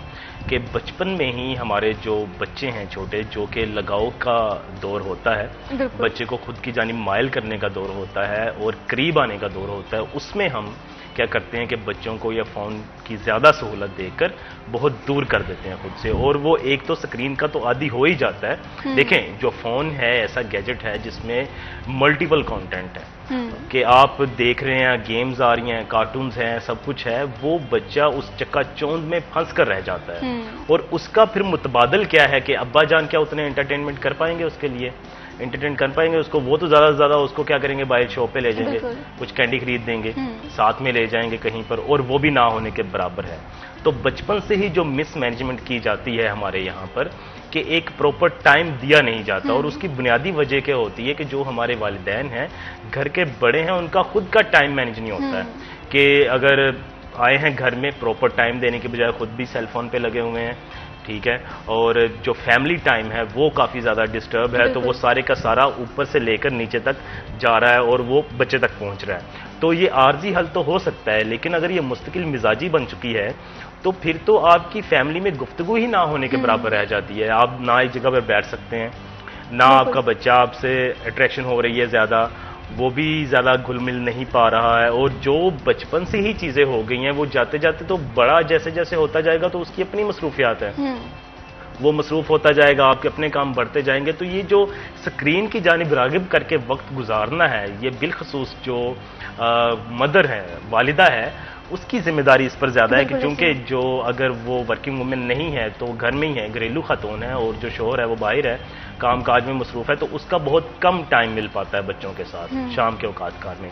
लेकिन वालिदा ने उन छोटे बच्चों के साथ पूरा दिन गुजारना है, तो उसके लिए ज़रूरी है कि उस टाइम को फ्रूटफुल बनाया जाए, किसी न किसी एक्टिविटी में वालिदैन खुद भी मशगूल हों और बच्चों को भी मशगूल किया जाए अपने साथ। किसी भी किस्म में आप उनको छोटी छोटी चीज़ें, बच्चे यकीन मानें, जो आप टास्क दें बच्चे को, किसी को भी, अगर छोटा बच्चा है वो 5 से 6 साल का है, आप उसको छोटा सा टास्क दें कि आपने ये करना है, वो टास्क को बड़ा संजीदा होकर करते हैं बच्चे, इसी तरह बड़े एक्टिव हो जाते हैं। बच्चों को एंगेज करना बहुत ज़्यादा ज़रूरी है, लेकिन अनफॉर्चुनेटली हमारे यहाँ अब जो प्रैक्टिस की जाती है, बहुत सारे लोग हैं जो कि फिजिकल एक्टिविटीज़ में देखते हैं कि बच्चों को एंगेज करते हैं समर कैंप में, लेकिन ज़्यादातर पेरेंट्स क्या करते हैं, अपने बच्चों को फ़ोन दे देते हैं। खासकर वो उम्र जो डेवलपमेंट की होती है, उनके बिहेवियर डेवलपमेंट की होती है, लैंग्वेज डेवलपमेंट की होती है, तो वहाँ पर स्क्रीन टाइम ज़्यादा होने की वजह से उनका बिहेवियर उस तरह से डेवलप नहीं हो पाता।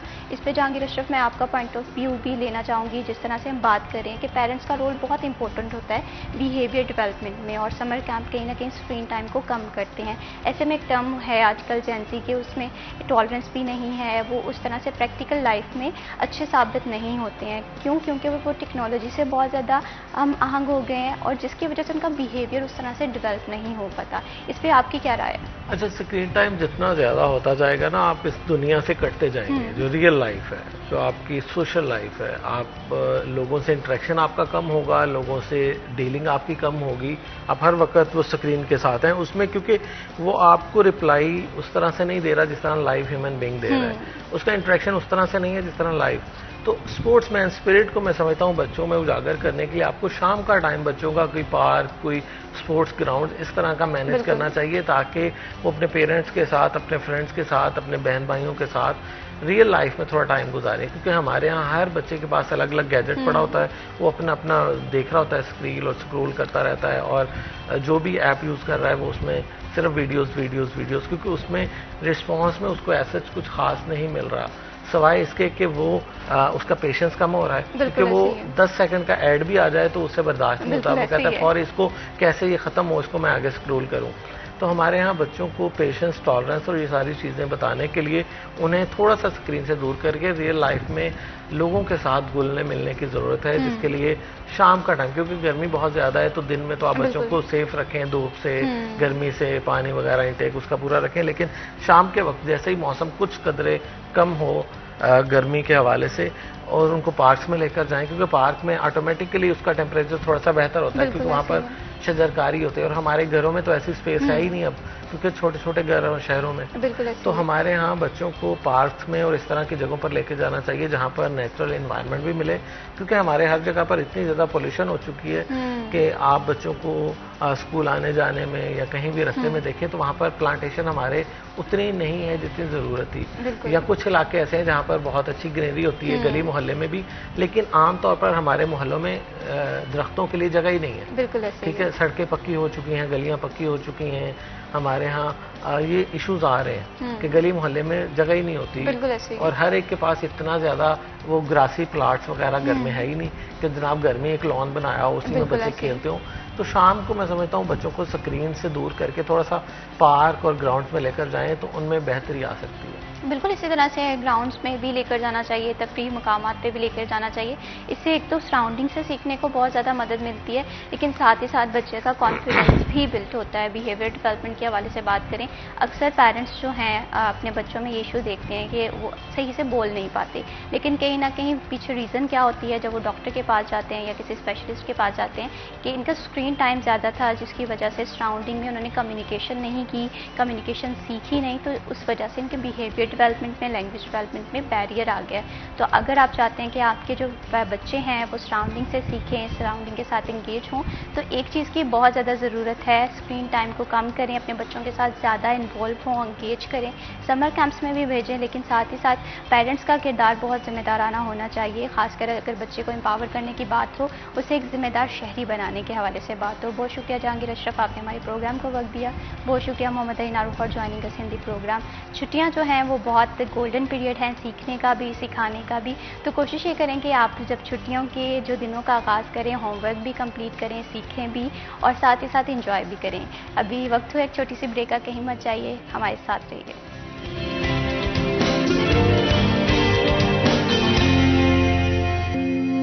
सिटी एट 10 में वंस अगेन खुशामदीद। बढ़ाते हैं प्रोग्राम को आगे और आज हमारे साथ ऐसे मेहमान मौजूद हैं जो हम सबका फ़ख्र हैं, जिन्होंने फैसलाबाद को ना सिर्फ पाकिस्तान में बल्कि इंटरनेशनली भी फैसलाबाद का नाम रोशन किया है, जिन्होंने अपनी डेडिकेशन, हार्ड वर्क, अब की मिसाल जो हैं वो अपने आप हैं और आने वाली जो नस्लें हैं उनके लिए एक रोल मॉडल भी हैं। मैं बात कर रही हूँ बगैर किसी तारीख के तारुफ करवाना चाहूँगी आसमा शहजादी साहिबा का। आप इंटरनेशनल प्लेयर हैं टेबल टेनिस की। इनसे हम गुफ्तगू करेंगे, इनकी लाइफ के हवाले से भी जानेंगे। हो सकता है इनकी स्टोरी आपको इंस्पायर करे और आप भी स्पोर्ट्स के मैदान में आ जाएं। अस्सलाम वालेकुम। वालेकुम कैसी हैं आप? बिल्कुल ठीक, आप सुनाएं कैसी हैं? अल्हम्दुलिल्लाह मैं बिल्कुल ठीक हूँ। Thank you so much for joining अस। हमारे लिए बड़ी प्राउड की बात है कि एक इंटरनेशनल प्लेयर हमारे प्रोग्राम में आई है। तो सबसे पहले मैं आपसे ये जानना चाहती हूँ, सफ़र का आगाज़ कैसे हुआ, कैसे पता चला कि अंदर एक प्लेयर है टेबल टेनिस का, और घर वालों का क्या रवैया था? क्योंकि स्पोर्ट्स के हवाले से बात करें ना तो बहुत मोस्टली घर वालों का यही रवैया होता है कि टीचर्स बन जाएं या कोई और प्रोफेशन चूज़ करें। आपका सफ़र कैसा रहा और आगाज़ कैसे हुआ? देखिए, सफ़र कोई भी हो, वो चाहे स्पोर्ट्स है या जो भी वर्किंग वुमेन जितनी भी हैं, उनका सफ़र अगर आप पूछेंगी तो वो स्ट्रगल तो होती है। ठीक है। कुछ भी आपने अचीव करना है तो उसमें स्ट्रगल तो आपको करनी पड़ेगी ना। घर बैठ के तो कुछ भी नहीं मिलता है। तो life is not a bed of roses, तो इट्स फुल ऑफ थॉर्न्स। बिल्कुल। तो उसके साथ मुकाबला करने की ये है कि सलाहियत और हिम्मत होनी चाहिए। तो इसी तरह स्पोर्ट्स में जो है, मेरी फैमिली में तो कोई भी स्पोर्ट्स में नहीं है, और वैसे भी मैं एक सैयद फैमिली से बिलोंग करती हूँ, तो उसमें आप समझ सकती हैं कि उसमें स्पोर्ट्स में आना जो है ना वो कितना डिफ़िकल्ट हो सकता है। लेकिन अल्हम्दुलिल्लाह शुरू में तो सपोर्ट नहीं किया गया, क्योंकि स्टडी को फोकस करने को कहते थे। मतलब एज यूजुअल तमाम पेरेंट्स की यही ख्वाहिश होती है कि आप स्टडीज़ को फोकस करो। बिल्कुल। लेकिन जब रिजल्ट्स आने लग पड़े, ट्रॉफीज घर पे आने लग पड़ी, मेडल्स घर पे आने लग पड़े, तो फिर एप्रिसिएशन भी स्टार्ट हो गई। बिल्कुल, आपने बहुत ही खूबसूरत बात की है और मैं इस बात से बिल्कुल एग्री करती हूँ कि लाइफ जो है वो चैलेंजेस पे है, और जब हम वो चैलेंजेस को फेस करते हैं, बहादुरी से फेस करते हैं, तो उसका जो रिज़ल्ट है वो हमें अच्छी एक जीत की शक्ल में मिलता है। और कभी कभी ऐसा होता है कि हमें जो कंसिस्टेंसी है, चैलेंजेस का सामना बहुत ज़्यादा करना पड़ता है। सबसे पहले अगर हम कोई डिफरेंट फील्ड चूज़ कर रहे होते हैं सोसाइटी से हट के, और ख़ासकर अगर आपकी फैमिली में उस प्रोफेशन का कोई भी पर्सन नहीं है, तो आपको काफ़ी ज़्यादा चैलेंजेस सामना करना पड़ता है। आज जैसे आपने बताया कि आपकी लाइफ में कोई, आपकी जो ख़ानदान था उसमें कोई भी ऐसा प्रोफेशनल प्लेयर नहीं था। तो आपकी ज़िंदगी का सबसे यादगार लम्हा कौन सा है जब आप पहली दफ़ा जीती? क्या एहसासात थे और क्या डेडिकेशन थी जो उसके बाद आपने जीता? और घर जब आप उस जीत के साथ गई तो घर वालों का रिस्पॉन्स क्या था? मोमेंट्स तो बहुत सारे होते हैं, क्योंकि लेवल्स होते हैं ना, हर लेवल के कुछ मोमेंट्स होते हैं। तो मुझे अभी भी याद है कि जब मैं ऑल पाकिस्तान इंटर यूनिवर्सिटी का, ये मैं बता दूं आपको कि अभी तक मेरा रिकॉर्ड नहीं टूटा है। अच्छा। मैं ऑल पाकिस्तान इंटर यूनिवर्सिटीज़ की डबल हैट्रिक किया हुआ है मैंने ना। मैं 6 साल कंसेक्टिव विनर रही हूँ। वाह। तो 6th ईयर पे जो मेरा जो वो मोमेंट है ना मेरे, वो मुझे अनफॉरगेटेबल है। तो लोग 2 साल बन जाते हैं, 3 साल, हैट्रिक हो जाती है, बट डबल हैट्रिक तो इट्स जस्ट अ चांस। और ये मैं समझती हूँ कि ये मेरे अल्लाह का ख़ास करम है मुझ गुनहगार पर, और बड़ी उसकी रहमतें हैं कि उसने मुझे जो है वो हर फील्ड में ही कामयाबियाँ अता की हैं। स्पोर्ट्स में तो माशाल्लाह मतलब अपने मुंह से अब वैसे भी अच्छा नहीं लगता, लेकिन बहुत सारे मोमेंट्स ऐसे मेरी ज़िंदगी के हैं, कुछ नेशनल लेवल के, कुछ पंजाब लेवल के, कुछ डिवीजन लेवल के, सारे मतलब बहुत खूबसूरत मोमेंट्स हैं मेरी ज़िंदगी में ना। जैसे मुझे प्लेयर ऑफ फैसलाबाद का अवार्ड मिला लोकल डिस्ट्रिक्ट गवर्नमेंट से, वो मेरे लिए एक बहुत बड़ी अचीवमेंट थी। फिर उसके बाद मैंने आपको बताया जैसे ऑल पाकिस्तान यूनिवर्सिटी का था। फिर वो मोमेंट जब मुझे पंजाब का कलर लगा, मैं पंजाब की कलर होल्डर बनी, वो बहुत खूबसूरत मोमेंट था। और उसके बाद फिर जब मैंने फर्स्ट टाइम जो है ना, जब मैं इंटरनेशनल वर्ल्ड चैम्पियनशिप के ट्रायल्स थे और पूरे पाकिस्तान से प्लेयर्स थी, कोई 150 प्लस के करीब, और उसमें से सिर्फ 3 गर्ल्स ने जाना था। तो टफ कंपटीशन था, लेकिन मायूस नहीं थी बिल्कुल। लेकिन थोड़ा सा बंदा कॉन्शियस जरूर होता है, थोड़ा सा डरा हुआ भी होता है कि इतनी ज़्यादा लोग हैं और सिर्फ 3 लोगों ने जाना है उसमें से। लेकिन अल्हम्दुलिल्लाह वो मोमेंट भी मेरे लिए बहुत खूबसूरत था कि जब अल्लाह ने मुझे ये मौका दिया और मुझे जीत से हमकिनार किया और मैं वर्ल्ड चैंपियनशिप में अपने मुल्क को रिप्रेजेंट किया। बिल्कुल इसी तरह से फैसलाबाद हो या पाकिस्तान हो, फैसलाबाद सबसे पहले तो ये प्राउड मोमेंट की बात है कि आपने फैसलाबाद को पूरे पाकिस्तान में रिप्रेजेंट किया, फिर पूरे पाकिस्तान को पूरी दुनिया में रिप्रेजेंट किया। मैं ये समझती हूँ कि सबसे बड़ा प्राउड मोमेंट तो एक प्लेयर की लाइफ का यही होता है। और ऐसे में अगर हम बात करें चैलेंजेस का भी सामना करना पड़ा, और उसके बाद एक प्लेयर की ज़िंदगी ना डिफरेंट मोमेंट्स का मजमूआ होती है। कभी जीत किस्मत में आती है, कभी हार किस्मत में आती है। तो एक स्पोर्ट्समैन स्पिरिट बहुत ज़्यादा ज़रूरी होता है, अपनी गलतियों से सीखना, कंसिस्टेंट रहना।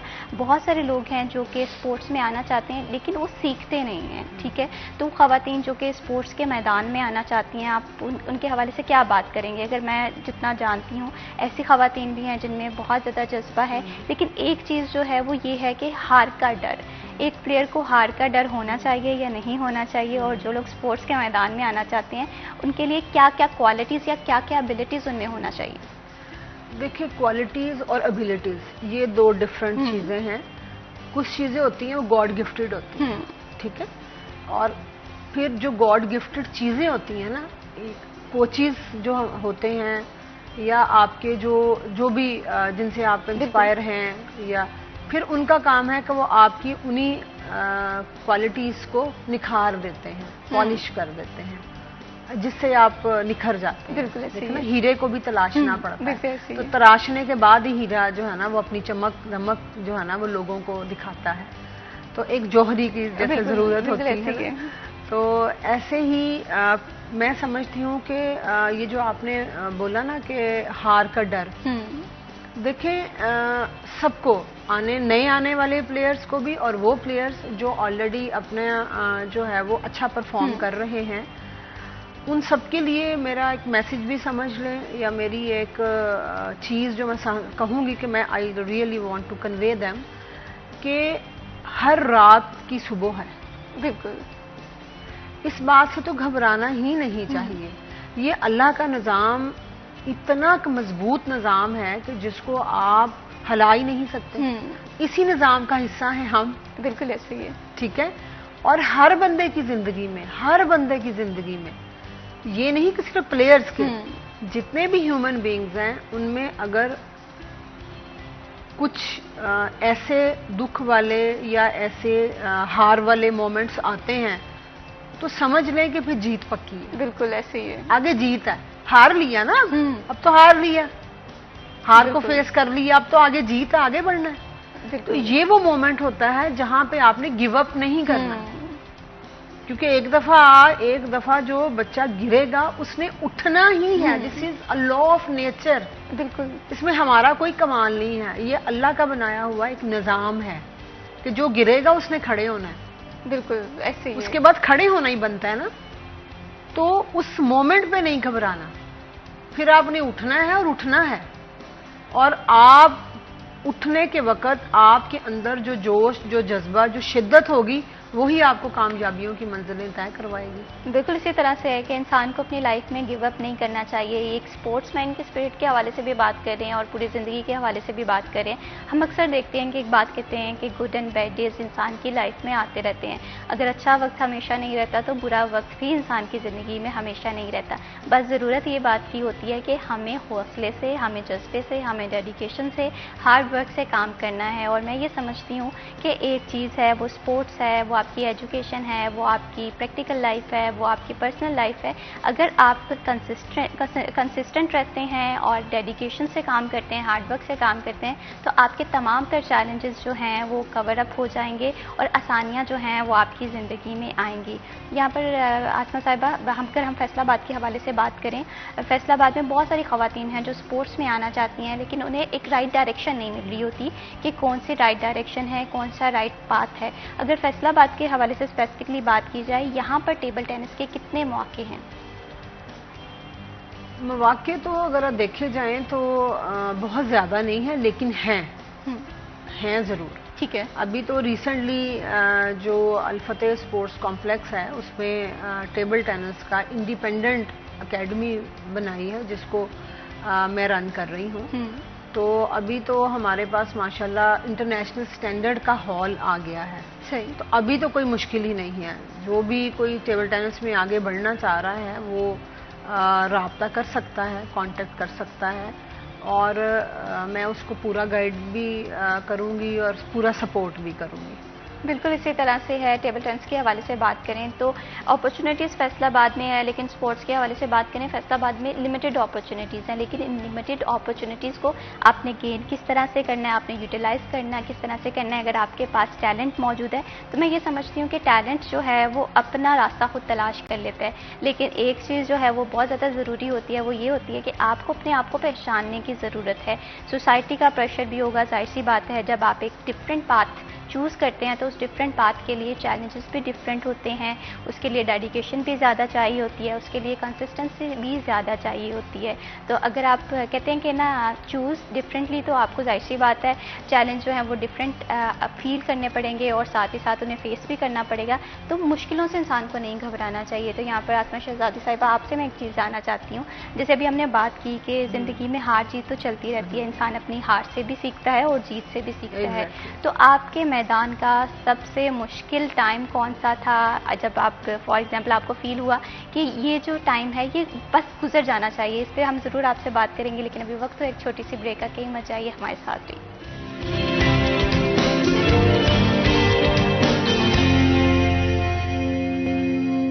सिटी एट 10 में वंस अगेन खुश आमदीद। आसमा शहजादी साहिबा हमारे साथ मौजूद हैं। बहुत ही दिलचस्प गुफ्तगू का सिलसिला इनके साथ जारी है। और स्पोर्ट्स के हवाले से बात करें तो ख़वातीन किसी भी फील्ड में हों, वो अपना लोहा मनवा कर ही रहती हैं, डेडिकेशन के साथ, हार्डवर्क के साथ।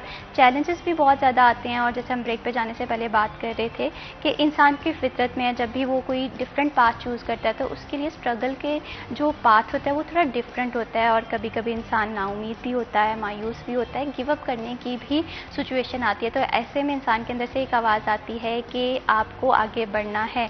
तो हम जानना ये चाहेंगे आसमा शहजादी साहिबा कि आपकी लाइफ में भी कोई ऐसा मोमेंट आया था जब आपको लगा था कि now it's time to give up, अब नहीं होगा, लेकिन फिर आपने अपने आप को कंपोज किया और फिर आपने जिस तरह से फैसलाबाद के बाहर नाम बनाया है वो तो सबने फिर देखा है।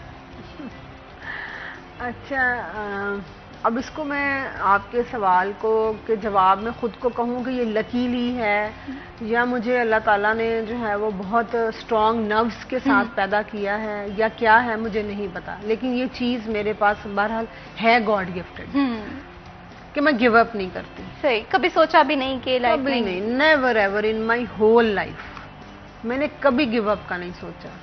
मुझे थॉट ही नहीं आती है गिव अप करने की। मैं कुछ भी अचीव कर लूं, हार किसकी जिंदगी में नहीं आती। बहुत सारे मैच हारी होंगी बिल्कुल, लेकिन मैंने गिव अप का नहीं सोचा, कभी भी नहीं सोचा। और ये गिव अप का इंसान को सोचना भी, अगर सोच भी आती है तो मैं ये समझती हूँ कि इस सोच से लड़ना एक बड़ी चैलेंजिंग की बात होती है। आप लकीली आपकी जहन में या अल्लाह ताला ने आपको इतनी सलाहियत दी है कि आपने कभी नहीं सोचा। लेकिन बहुत सारे स्पोर्ट्स मैन हैं, बहुत सारी ख़वातीन हैं, क्योंकि ख़वातीन के हवाले से ये बात होती है कि ख़वातीन का जो नर्व है वो इतना स्ट्रांग नहीं होता, वो हर चीज़ को ज़्यादा फील करती हैं। अगर जीत की खुशी है तो उसे ज़्यादा डबली सेलिब्रेट करती हैं, और इसी तरह से अगर हार का खौफ है तो उसे भी ज़्यादा फील करती हैं। सर पे सवार। तो इस थिंकिंग को किस तरह से मैनेज किया जाए? देखिए, ये तो सबसे पहले जो खुद से ये लड़ाई होती है आपके अंदर से। बाहर की लड़ाई अंदर के साथ है और अंदर की लड़ाई बाहर के साथ है। पहले तो आप खुद पे काबू पाएं।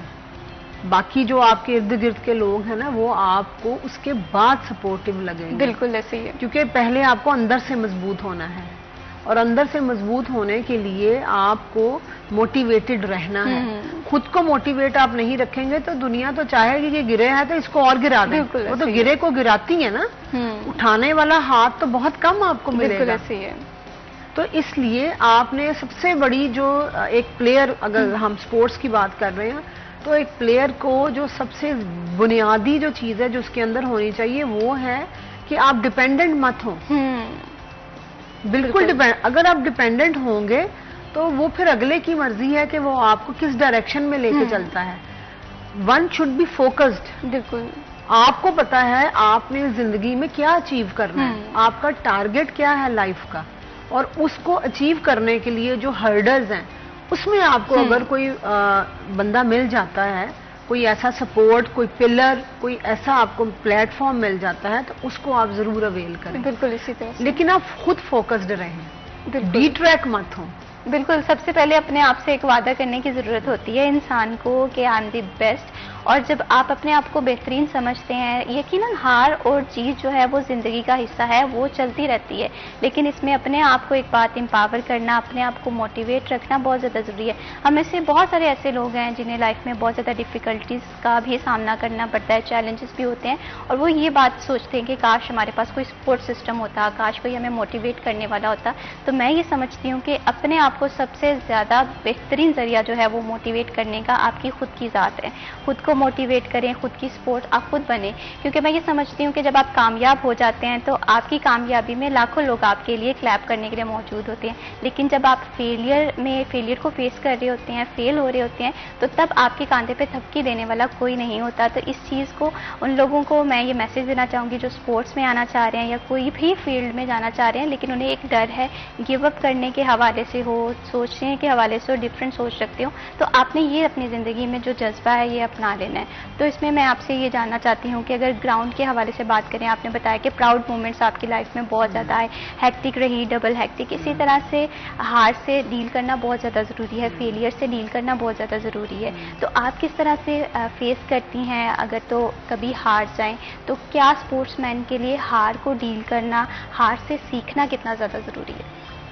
मैं समझती हूँ हम जीत की निस्बत हार से ज्यादा सीखते हैं, क्योंकि जीत लिया ना, एंड बिल्कुल अचीव कर लिया, उसमें सीखने की गुंजाइश कोई इतनी बचती नहीं है, क्योंकि ओवरवेल्म्ड फीलिंग हो जाती है ना, एक बहुत ज्यादा अचीवमेंट वाली जो फीलिंग्स होती हैं, तो उसमें आप ये नहीं देखते कि हमारी कमी क्या थी, कोताही क्या थी, आप एंड रिजल्ट देखते हैं। एंड रिजल्ट क्या है कि trophy is in your hand, आपने मेडल पहन लिया है and you are the winner.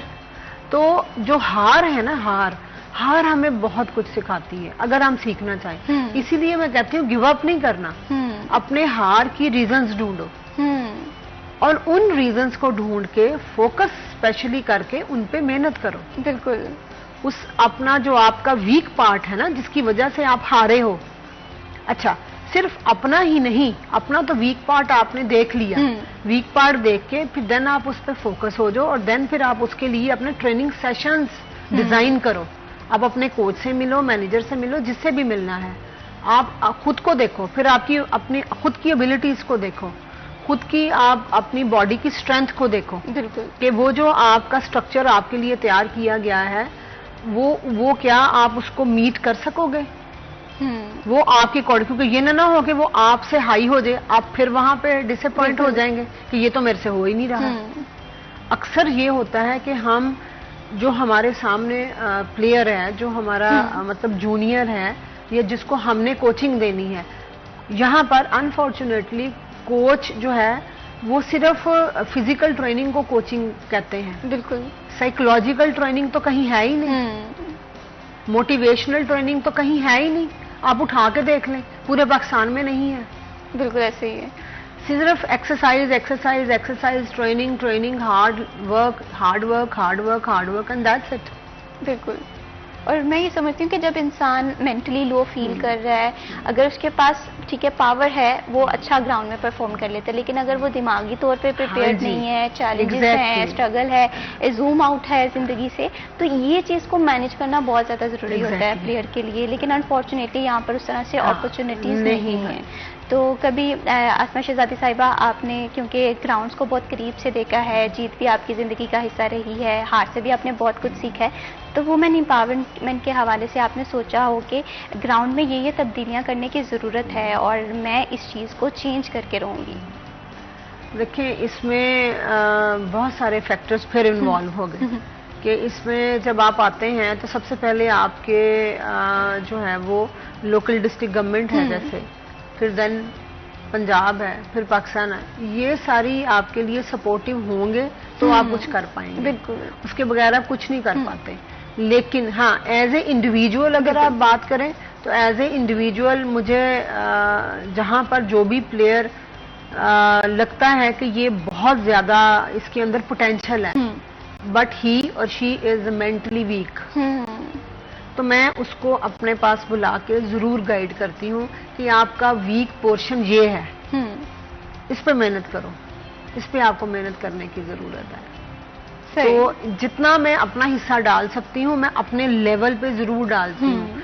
और हमें चूंकि एक आदत बन गई होती है, हम सिर्फ प्लेयर्स को नहीं, हम वैसे भी हमारे कोई फैमिली मेंबर्स हैं, हमारे बहन भाई हैं, हमारे दोस्त अहबाब हैं, हमारे कोलीग्स हैं, वो भी अगर कोई इस तरह से डाउन फील कर रहे हैं तो मैं समझती हूँ कि ये हमारी एथिकल ड्यूटी है कि हम उनको थोड़ा सा मोटिवेट कर दें। बिल्कुल, उसी से अच्छे रिजल्ट्स आ जाते हैं। बिल्कुल, और ये एक आपकी अंदर की सेटिस्फेक्शन भी होती है। बिल्कुल इसी तरह से। टू हेल्प अदर्स, ये इसमें आता है। बिल्कुल इसी तरह उसमें सिर्फ हेल्प, आपने फाइनेंशियली हेल्प नहीं करनी होती है। लोग समझते हैं कि पता नहीं हम कोई गरीब है तो उसको पैसा दे देंगे तो हमारी हेल्प हो गई। हमारे यहाँ हेल्प का कॉन्सेप्ट यही है कि हेल्प यही है, किसी को कपड़े ले दो, किसी को खाना खिला दो, किसी को पैसे दे दो, दिस इज हेल्प। ये हेल्प नहीं है, हेल्प की तो और भी बहुत सारे तरीके हैं। बिल्कुल, अगर आप किसी गिरे हुए को अपना हाथ पकड़ा दें और उसको खड़ा कर दें, इससे बड़ी हेल्प कोई नहीं हो सकती। बिल्कुल ऐसे ही है। उसको सेल्फ सफिशिएंट करें। आप उसको एक वक्त का खाना खिला दें, ये बुरा नहीं है। मैं भी बहुत दफा ऐसे करती हूँ, आप भी करती होंगी, सब करते हैं, ये कोई बुरी बात नहीं है, करना चाहिए। लेकिन इसके साथ साथ अगर आप उसको इस काबिल बना दें कि वो अपने लिए खुद कमाए, खुद खाए, और अपने साथ साथ दूसरों के, अपने जो घर के जो उसके ऊपर जो लाइबिलिटीज हैं उनको भी निभाए, उसको भी फुलफिल करे, तो आप सोचें कि आपकी जो हेल्प करने वाला जो है वो किधर चला जाएगा। बिल्कुल, आप सिर्फ एक को हेल्प कर रहे हैं और अगर आप उसको प्रॉपर हेल्प करते हैं तो वो आगे 10 की हेल्प करेगा। इसी तरह उसको इस काबिल बनाएं। बिल्कुल, मेरा ये मानना है कि आप किसी की हेल्प करें तो उसको इस काबिल जरूर बनाएं। बिल्कुल इसी तरह से सोसाइटी में हम बात करते हैं कि सोसाइटी में हमने चेंज लेकर आना है और हम ये सोचते हैं कि हमारे पास राइट नहीं है, हमारे पास ये इख्तियार होता तो हम सोसाइटी में ये चेंज कर लेते। लेकिन मदद का आगाज़ कहीं से भी किया जा सकता है। अगर आप फाइनेंशियली स्ट्रांग हैं तो आप फाइनेंशियली लोगों को मदद करें, लेकिन हो सकता है कि आप नर्व आपका बहुत ज़्यादा स्ट्रांग हो, आप किसी को मेंटल सपोर्ट कर सकते हो, तो इस तरह से आप छोटे छोटे लोगों की मदद करें। हो सकता है कि आपके आसपास कोई मदद का मुंतज़िर हो, आप हेल्प आउट करेंगे, कल को आप उसकी जीत में अपना किरदार अदा करेंगे तो वो ज़िंदगी के किसी भी मौके में आपको कभी भी नहीं भूलेगा। क्योंकि इंसान जो है जितना ज़्यादा काइंड रहेगा, जितना ज़्यादा इंसान अपनी सोसाइटी में लोगों को सिखाएगा, यही एक स्पोर्ट्समैन का स्पिरिट होता है कि वो अपनी गलतियों से भी सीखता है, वो अपने आसपास के लोगों को भी सिखाता है। फर्दर भी स्पोर्ट्स के हवाले से हम डिस्कशन करेंगे आसमा शहजादी साहिबा के साथ, लेकिन अभी वक्त हुआ एक छोटी सी ब्रेक का, कहीं मत जाइए, हमारे साथ रहिए।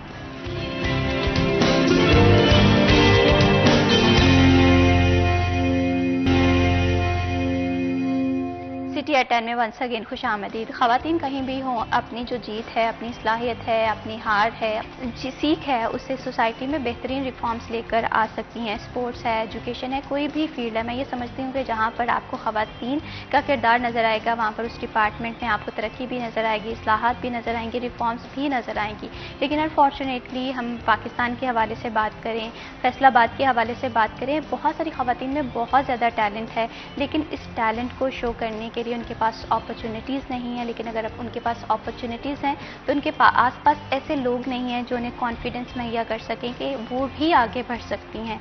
तो इसमें मैं ये समझती हूँ कि वुमेन एम्पावरमेंट का बहुत अहम रोल हो सकता है। अगर आप एक कामयाब औरत हैं, आप किसी अच्छे डिपार्टमेंट की हेड हैं, या आप सोसाइटी में अपनी इम्प्रूवमेंट के लिए हिस्सा डाल रही हैं, तो ऐसे लोगों को भी ढूंढें और तलाश करें कि उन्हें भी बेहतरीन इंसान बना सकें, वो ख़वातीन हैं या वो मर्द हजरात हैं। तो मैं ये समझती हूँ कि सोसाइटी तभी एम्पावर हो सकती है जब हम हमारे हिस्से का जो दिया है वो जलाएंगे और सोसाइटी में फिर रोशनी जो है वो आएगी। यहाँ पर आसमा शहजादी साहिबा, आपसे मैं ये जानना चाहती हूँ कि ख़वातीन के हवाले से हमने बात की कि फैसलाबाद में बहुत लिमिटेड से ऑप्शंस मौजूद हैं, अपॉर्चुनिटीज़ हैं, बस उन्हें गेन करने की ज़रूरत है। तो अगर हम यहाँ पर ख़वातीन के चैलेंजेस के हवाले से बात करें, स्पोर्ट्स के हवाले से बात करें, प्रैक्टिकल लाइफ के हवाले से बात करें, तो आपकी नज़र में वो क्या हैं जिन्हें एड्रेस करना बहुत ज़्यादा ज़रूरी है? मामलात तो बहुत सारे हैं, लेकिन मैं जो सबसे इम्पोर्टेंट समझती हूँ, जो मेरी नज़र में है, हो सकता है किसी और की नज़र में ना हो, मैं तो अपने पॉइंट ऑफ व्यू की बात करती हूँ, क्योंकि मैं फीमेल हूँ और मैं यहाँ पर फैसलाबाद की क्या पूरे पाकिस्तान की फीमेल्स को रिप्रेजेंट कर रही हूँ, क्योंकि फीमेल्स की प्रॉब्लम्स तो एक जैसे ही है ना, वो फेस भी उसी तरह से करती हैं। तो फीमेल की के हवाले से अगर आप बात करें, हमारे सोसाइटी का सेटअप ऐसा है कि ये मैन डोमिनेटिंग सोसाइटी है। यहाँ पर मर्द से औरत की जीत बर्दाश्त नहीं होती। बहुत मुश्किल है, बहुत मुश्किल है कि वो उसकी जीत को बर्दाश्त करे, क्योंकि उससे एक्सेप्ट ही नहीं होता कि कोई उससे आगे निकल गया है। यानी ये शायद उनकी तरबियत का हिस्सा है या उनकी फितरत का हिस्सा है। ये समझना थोड़ा मुश्किल है कि बाज़ लोगों की घर से तरबियत ही ऐसी हो जाती है और बाज़ लोग फितरतन ऐसे होते हैं, दोनों कैटेगरीज पाई जाती हैं। तो उनको ये है कि हम ही सुपीरियर हैं और हम ही नंबर 1 हैं। हमारे से ऊपर कोई फीमेल जो है ना, वो हमारे से सुपीरियर भी नहीं हो सकती और हमारे से ज्यादा टैलेंटेड भी नहीं हो सकती, हमारे से ज्यादा गट्स भी उसमें नहीं हो सकते। हालांकि ऐसा नहीं है, ये तो अल्लाह ताला की देन है। वो किसी को भी या कुछ भी नवाज सकता है, इसमें आप कोई पाबंदी तो नहीं लगा सकते ना, या उसमें जेंडर तो नहीं आती। अल्लाह ताला ने जेंडर को देख के तो नहीं नवाजना। अल्लाह ताला की रहमतें तो सबके लिए हैं, हम सब उसकी मखलूक हैं। उसमें बच्चे हैं, जवान हैं, बूढ़े हैं, मर्द हैं, औरतें हैं, जो भी हैं, सब शामिल हैं उसमें। बिल्कुल। तो इसमें मैं आज के इस सिटी 41 के प्लेटफॉर्म को अवेल करते हुए अपनी मौजूदगी को, और आपने जो मुझे अपॉर्चुनिटी दी है आज यहाँ पर, मैं उससे फ़ायदा उठाते हुए ये चाहूँगी कि मैं आज के जो हमारे जो फीमेल के जो पेरेंट्स हैं, ख़ास तौर पे जो पेरेंट्स हैं, उनके जो भी गार्डियंस हैं, बिल्कुल उनके लिए मेरा एक स्पेशल मैसेज कह लें, एक स्पेशल रिक्वेस्ट कर लें, कुछ भी आप कह लें, कि बच्चियों को अगर आपने कॉन्फिडेंस दिया है, पर अगर दिए हैं तो उड़ने की इजाजत भी दें। बिल्कुल। यानी पर तो दे दिए, या तो पर ना दें, काट दें उनके पर पे। अब अगर पर दे ही दिए हैं तो उनको उड़ने तो दो, बिल्कुल उनका साथ दें। उड़ने से मुराद मेरी यहाँ पर ये है कि उनको सपोर्ट करें। बिल्कुल। और उनको सपोर्ट क्या चाहिए, उनको फाइनेंशियल सपोर्ट तो चाहिए ही होती है, लेकिन जो इससे भी बड़ी और इससे आगे की सपोर्ट है, वो है आपकी वो सपोर्ट जिसकी वजह से वो कॉन्फिडेंस में आएगी, जिसकी वजह से वो लोगों को फेस कर पाएगी। हमारे मुआशरे का अलमिया ये है, अलमिया ये ट्रेजेडी है हमारे मुआशरे की, कि वो जब कोई फीमेल लड़की बच्ची ग्रो कर रही होती है ना, तो उनकी कोशिश होती है इसको यहीं पर ही इसके पर काट दिए जाएं। बिल्कुल ठीक है। तो आप घर वाले पेरेंट्स वो हैं जिन्होंने पौधा लगाया है, बिल्कुल वो तनावर दरख्त बनता हुआ उसको देखें, लोग नहीं देखेंगे। लेकिन अनफॉर्चुनेटली होता क्या है, हम मीन पेरेंट्स भी मुआशरे से डर जाते हैं।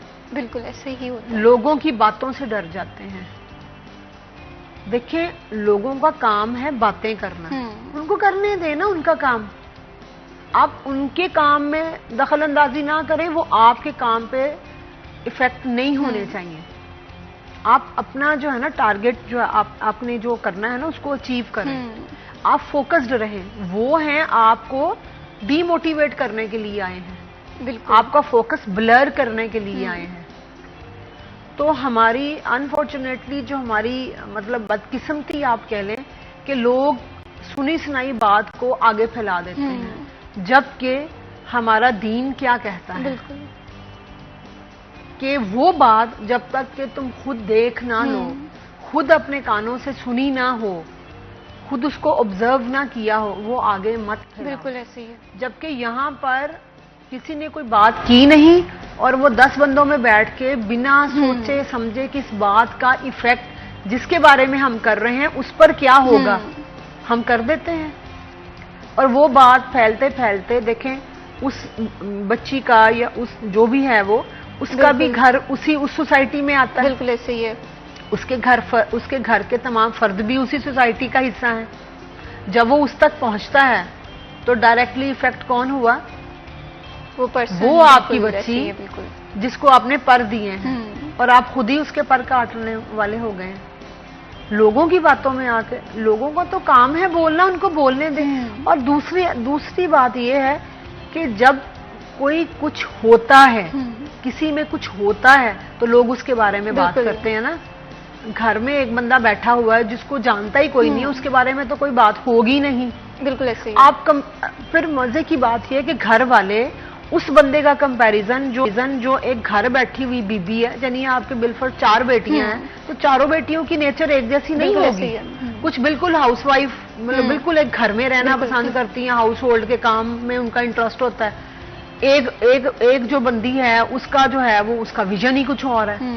वो कुछ करना चाहती है, कुछ बनना चाहती है, कुछ अचीव करना चाहती है, वो दुनिया को अपने टैलेंट दिखाना चाहती है। अब एक जो घर में बैठी हुई है अब और एक जो बाहर निकली है, आप उन दोनों का कंपैरिजन कैसे कर सकते हैं? ये तो बहुत बड़ी नाइंसाफी है ना कि उसको देखो वो ऐसे वो वैसे वो वैसे, और उस भाई जो बाहर निकलेगी जो कुछ करेगी, कोई लोगों के सामने जब वो अपने टैलेंट को लाएगी तो हासदीन भी तो सामने आएंगे ना। ऐसे ही है। आप उन हासदीन की वजह से उसके टैलेंट को तो बर्बाद ना करें। बिल्कुल। और पेरेंट्स को खास तौर पे मैं यहाँ पे रिक्वेस्ट करना चाहती हूँ कि जब ऐसी सिचुएशन हो जाती है ना कि लोगों की बहुत सारी बातें जो है ना वो आपके बच्ची के खिलाफ आप सुनना शुरू हो गए हैं, तो इससे पहले कि आप यकीन करें, आपको अपनी तरबियत पर भी तो कोई मान होना चाहिए। बिल्कुल ऐसे ही है। आप अपनी तरबियत को पहले फोकस करें कि क्या मैंने अपने बच्चे या बच्ची की तरबियत ऐसी की है, क्या वो ऐसी हो सकती है। बिल्कुल। आपने सिर्फ बाहर एक सोसाइटी का प्रेशर आपने भी ले लिया। अगर आप भी सोसाइटी का प्रेशर लेंगे तो फिर वो किधर जाएगी? बिल्कुल ऐसे ही है। पेरेंट्स ये जो लोग क्या कहेंगे इस वजह से बहुत सारे ख्वाब जो हैं वो मैं देखती हूँ कि पूरे नहीं हो सकते। पेरेंट्स जो हैं अपने बच्चों पे पाबंदियाँ लगा देते हैं। बहुत ही खूबसूरत बात आसमा शहजादी साहिबा आपने की है और यूँ फील हो रहा है कि ये आवाज़ जो है ये आपके दिल से निकली है, जिसमें जज्बात भी हैं, एहसासात भी हैं। तो यहाँ पर मैं आसमा शहजादी साहिबा आपसे ये बात यकीनन जानना चाहूँगी कि इसके पीछे क्या कोई एक्सपीरियंस रहा है, क्योंकि ये जो अल्फाज थे इनकी गहराई ना सिर्फ मैंने महसूस की है, यकीनन स्क्रीन के उस पार लोगों ने भी महसूस की होगी। इसमें मैं फर्दर भी आपसे जानना चाहूँगी, लेकिन अभी वक्त एक छोटी सी ब्रेक का, कहीं मत जाइए, हमारे साथ रहिए।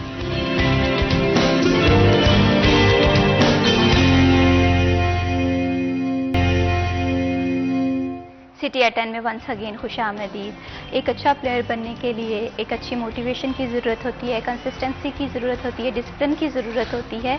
और अनफॉर्चुनेटली हम एक चीज़ देखते हैं कि बहुत सारे लोग हैं जो कि इन सारी एबिलिटीज़ पे काम नहीं करते, शॉर्टकट्स के चक्करों में होते हैं, जिसकी वजह से उन्हें वक्ती तौर पे तो कामयाबी मिल जाती है, लेकिन लॉन्ग टर्म उनका जो एक सीखने का प्रोसेस होता है वो भी मुतासर होता है। यहाँ पर अगर सोसाइटी के हवाले से बात करें तो हम आजकल एक फैक्टर देख रहे हैं कि हमारी सोसाइटी में इनटॉलरेंस बहुत ज़्यादा आम आम हो गया, जैसे अदम बर्दाश्त भी हम सादा लफ्ज़ों में कहते हैं। सोसाइटी में प्लेयर के लिए भी इंटॉलरेंस होना कितना नुकसानदेह हो सकता है, प्लेयर में टॉलरेंस होना कितना ज़्यादा ज़रूरी है, इस पर मैं आसमा शहजादी साहिबा आपका पॉइंट ऑफ व्यू लेना चाहूँगी। क्योंकि मैं ये समझती हूँ कि अगर टॉलरेंस है तो आप गलतियों से भी सीखते हो, आप अपनी जीत से भी सीखते हो, और आपके अंदर एक स्पोर्ट्समैन का जो स्पिरिट है वो परवान चढ़ता है। लेकिन अगर इसमें आपके इंटॉलरेंस है तो मैं समझती हूँ कि आपके सफ़र का इख्तिताम वहीं हो गया। एग्जैक्टली, बिल्कुल आपने सही कहा और आपने बहुत खूबसूरत पॉइंट उठाया है। क्योंकि मैं अब चूँकि प्रोफेशनली इसको देख रही हूँ और एज ए कोच भी और एज ए अंपायर भी और एज ए मैनेजमेंट कमेटी में भी मैं होती हूँ, तो मेरे सामने ऐसे बहुत सारे मामलात आते हैं ये इनटॉलरेंस के। और बच्चों के अंदर जो है, वही मैंने आपसे पहले कहा कि हम समझते हैं, अनफॉर्चुनेटली मैं समझती हूँ कि हमारे जो कोचेज हैं, कोचेज चाहे वो किसी भी, I am not talking about particularly table tennis, no, मैं तमाम स्पोर्ट्स की बात करती हूँ कि मैं समझती हूँ कि कोचेज की ट्रेनिंग होनी चाहिए कि how to coach the player. मतलब कोच को खुद नहीं पता, वो सिर्फ फोकस करते हैं कि रिजल्ट, बस जी हमें ट्रॉफी चाहिए। कहीं पर भी अनफॉर्चुनेटली कहीं पर भी कैरेक्टर बिल्डिंग नहीं है, कहीं पर भी। क्योंकि बच्चा देखें अपने कोच के साथ, क्लासरूम में अपने टीचर के साथ इतना ज्यादा अटैच हो जाता है कि वो आपकी हर कही हुई बात को हतनी समझता है। आपने जो कह देना है बिल्कुल आप उसके लिए बहुत ज्यादा एक क्या कहते हैं कि मोटिवेशनल पर्सनैलिटी होते हैं। बिल्कुल ऐसे। तो आपको चाहिए कि आप उसकी साथ साथ कैरेक्टर बिल्डिंग भी करें। जबकि कैरेक्टर बिल्डिंग के ऊपर मैं ये दावे से कह सकती हूँ पूरे पाकिस्तान में कोई ऐसी एकेडमी, कोई ऐसा इंस्टीट्यूशन, कोई ऐसा कोच कि जो ट्रेनिंग के साथ साथ कैरेक्टर बिल्डिंग भी कर रहा हो या कर रही हो। हमारे बच्चों के अंदर इसीलिए जो है ना वो इंटॉलरेंस जो है वो बढ़ रही है कि हमें सही और गलत की पहचान नहीं सिखाई जा रही। हम हार के जज्बाती हो जाते हैं, और स्पेशली जो मैंने बॉयज के, क्योंकि मैं बॉयज के भी बहुत सारे मैच में अंपायरिंग की है, मैं देखती हूँ, मैनेजमेंट कमेटी में होती हूँ, चूंकि तो हमारे पास बहुत सारे केसेस भी आते हैं फ्रंट डेस्क पे हम जब बैठे होते हैं तो उसमें बहुत सारे केसेस क्या होते हैं, लड़ाई झगड़े के। हार के बाद किसी ने कुछ कह दिया, टॉलरेंस ही नहीं है। देखें, जब आप एरिना में उतरते हैं कंपटीशन के लिए तो आपको मेंटली स्ट्रांग होना चाहिए। जबकि हमारे जो आजकल की नौजवान नस्ल है ना, वो फिजिकली स्ट्रांग तो बन रही है, मेंटली स्ट्रांग नहीं बन रही है। बिल्कुल। वो मेंटली स्ट्रांग ना होने की वजह से इंटॉलरेंट हो रहे हैं। उनके अंदर बर्दाश्त का मादा ना होने के बराबर है। बिल्कुल। जब आप जाएंगे तो आपको ये भी ट्रेन करना चाहिए कि आपको ओपोनेंट की तरफ से कुछ भी फेस करना पड़ सकता है। वो आपको लेट डाउन करने के लिए कोई ना कोई हरबा इस्तेमाल करेगा, बट आपने उसको सुना अनसुना कर देना है। आपने उसको फोकस नहीं करना, आप फोकस्ड रहें कि आपने जीतना है। आप अपने मुकाबले की तरफ, कंपटीशन के अंदर रहें ना। कंपटीशन, वो जो लोग जो आपको हूटिंग, देखिए हूटिंग अगर बर्दाश्त नहीं करेंगे तो आप कामयाब कैसे होंगे। बिल्कुल। Hooting is also a part of competition. यही तो चीजें आपको मजबूत बनाती हैं, यही चीजें आपको आगे चलाती हैं। आपने वहां रुकना नहीं है। देखिए, एक बहुत बड़ी मिसाल है कि हमारे रास्ते में बहुत सारे पत्थर होंगे, बहुत सारे, हो सकता है हम चल रहे हैं, हमारे ऊपर बहुत सारी बातें उछाली जाएंगी। बिल्कुल। ठीक है, तो हम हर बात को सुन के रुक नहीं सकते। आपको अपनी डेस्टिनेशन को देखना है कि आपकी डेस्टिनेशन कहाँ है। रास्ते में जो लोग आ रहे हैं, जो बातें कर रहे हैं, जो आपको उकसा रहे हैं, जो आपको डीमोटिवेट कर रहे हैं, वो आपने एक कान से सुनना है, दूसरे कान से निकाल। हर एक की बात को जवाब देना भी जरूरी नहीं है। बिल्कुल। They should not be important for you. आपके लिए जो इम्पोर्टेंट बात है, जो इम्पोर्टेंट चीज है, वो है आपके डेस्टिनेशन, कि आप किधर जा रहे हैं। आपने उस पर पहुंच के करना है जो भी करना है। बिल्कुल। जब आप एक चीज अचीव कर लेते हैं ना, देखें, मुर्गी भी जब अंडा देती है तो कितना कुड़कुड़ करती है, अंडा देने के बाद पहले वो खामोश होती है। कि जब आप कोई चीज अचीव कर लेते हैं ना, फिर आप उसको सेलिब्रेट करें, फिर आप जो मर्जी करें। लेकिन अगर आप हर एक के बोलने के ऊपर रुक के जवाब देना शुरू कर देंगे तो आप अपनी मंजिल तक जो आपने 10 मिनट में पहुंचना था वो तो आप 1 साल लगा देंगे। बिल्कुल ऐसे ही है। लोगों की परवाह करना छोड़ें। और जो दूसरी बात है, बच्चों के अंदर जो इंटॉलरेंस बढ़ रही है उसकी जो वजह ये है, उसमें मैं समझती हूँ कहीं ना कहीं हम सब जिम्मेदार हैं। उसमें हमारे घर से लेके हमारी सोसाइटी सब इंक्लूड है। इसमें मैं किसी को नहीं कहूंगी कि जी नहीं, लोग कहते हैं जी अब तरबियत तो पेरेंट्स ने करनी होती है, तो जो पेरेंट्स हैं वो सोसाइटी का हिस्सा नहीं है क्या? बिल्कुल, वो सोसाइटी से बाहर है, तो सोसाइटी की तरबियत नहीं होनी चाहिए। बिल्कुल। तो बच्चे के अंदर ये जो इनटॉलरेंस आ रही है, इसमें हम सब इन्वॉल्व हैं। उसमें असातिज़ा भी हो सकते हैं, उसमें कोचेस भी हो सकते हैं, उसमें पेरेंट्स भी हो सकते हैं, उसमें उसके दोस्त भी हो सकते हैं, उसमें उसके वो एनवायरनमेंट जिसमें वो बड़ा हो रहा है और वो हल्का अहबाब जिसके अंदर वो बैठता उठता है, ये तमाम फैक्टर्स इन्वॉल्व होते हैं। बिल्कुल। और फिर जाके एक बच्चा जो है ना वो ब्रॉटअप होता है, एक बच्चे की तरबियत मुकम्मल होती है। लेकिन अनफॉर्चुनेटली हम सब इसके जिम्मेदार हैं, क्योंकि हम तरबियत में हिस्सा तो अपना डाल ही नहीं रहे। बिल्कुल, और वो बहुत जरूरी है। अगर ये बहुत जरूरी है और हम सबके लिए जरूरी है कि हम तरबियत करने वाले बने। हम लोग क्या हैं, हम उंगली उठाते हैं बस। यहाँ पर 2 तरह की एक टर्म यूज होती है, एक होता है तनकीद बराए इस्लाह और एक होता है कि तनकीद किसी को लेट डाउन बराए तनकीद। बिल्कुल। और इस चीज में मैं देखती हूँ कि हमारे यहाँ तनकीद बराए तनकीद है, तनकीद बराए इस्लाह नहीं है। तो इस वजह से बहुत सारे प्लेयर्स हैं वो काफी अपनी एबिलिटी खो देते हैं, अपना कॉन्फिडेंस खो देते हैं। तो मैं ये समझती हूँ कि एक प्लेयर के लिए कॉन्फिडेंस बहुत मैटर करता है। तो अगर आप आसपास कोई ऐसा इंसान देख रहे हैं जिसके ख्वाब बहुत बड़े हैं, आप उसके ख्वाब पूरा करने में हेल्प आउट कर सकते हैं। आप एक ऐसी सोसाइटी तश्कील दे सकते हैं कि जो दूसरों के लिए आसानियां पैदा कर सके। बहुत शुक्रिया आसमा शहजादी साहिबा, आपने हमारे प्रोग्राम को ज्वाइन किया।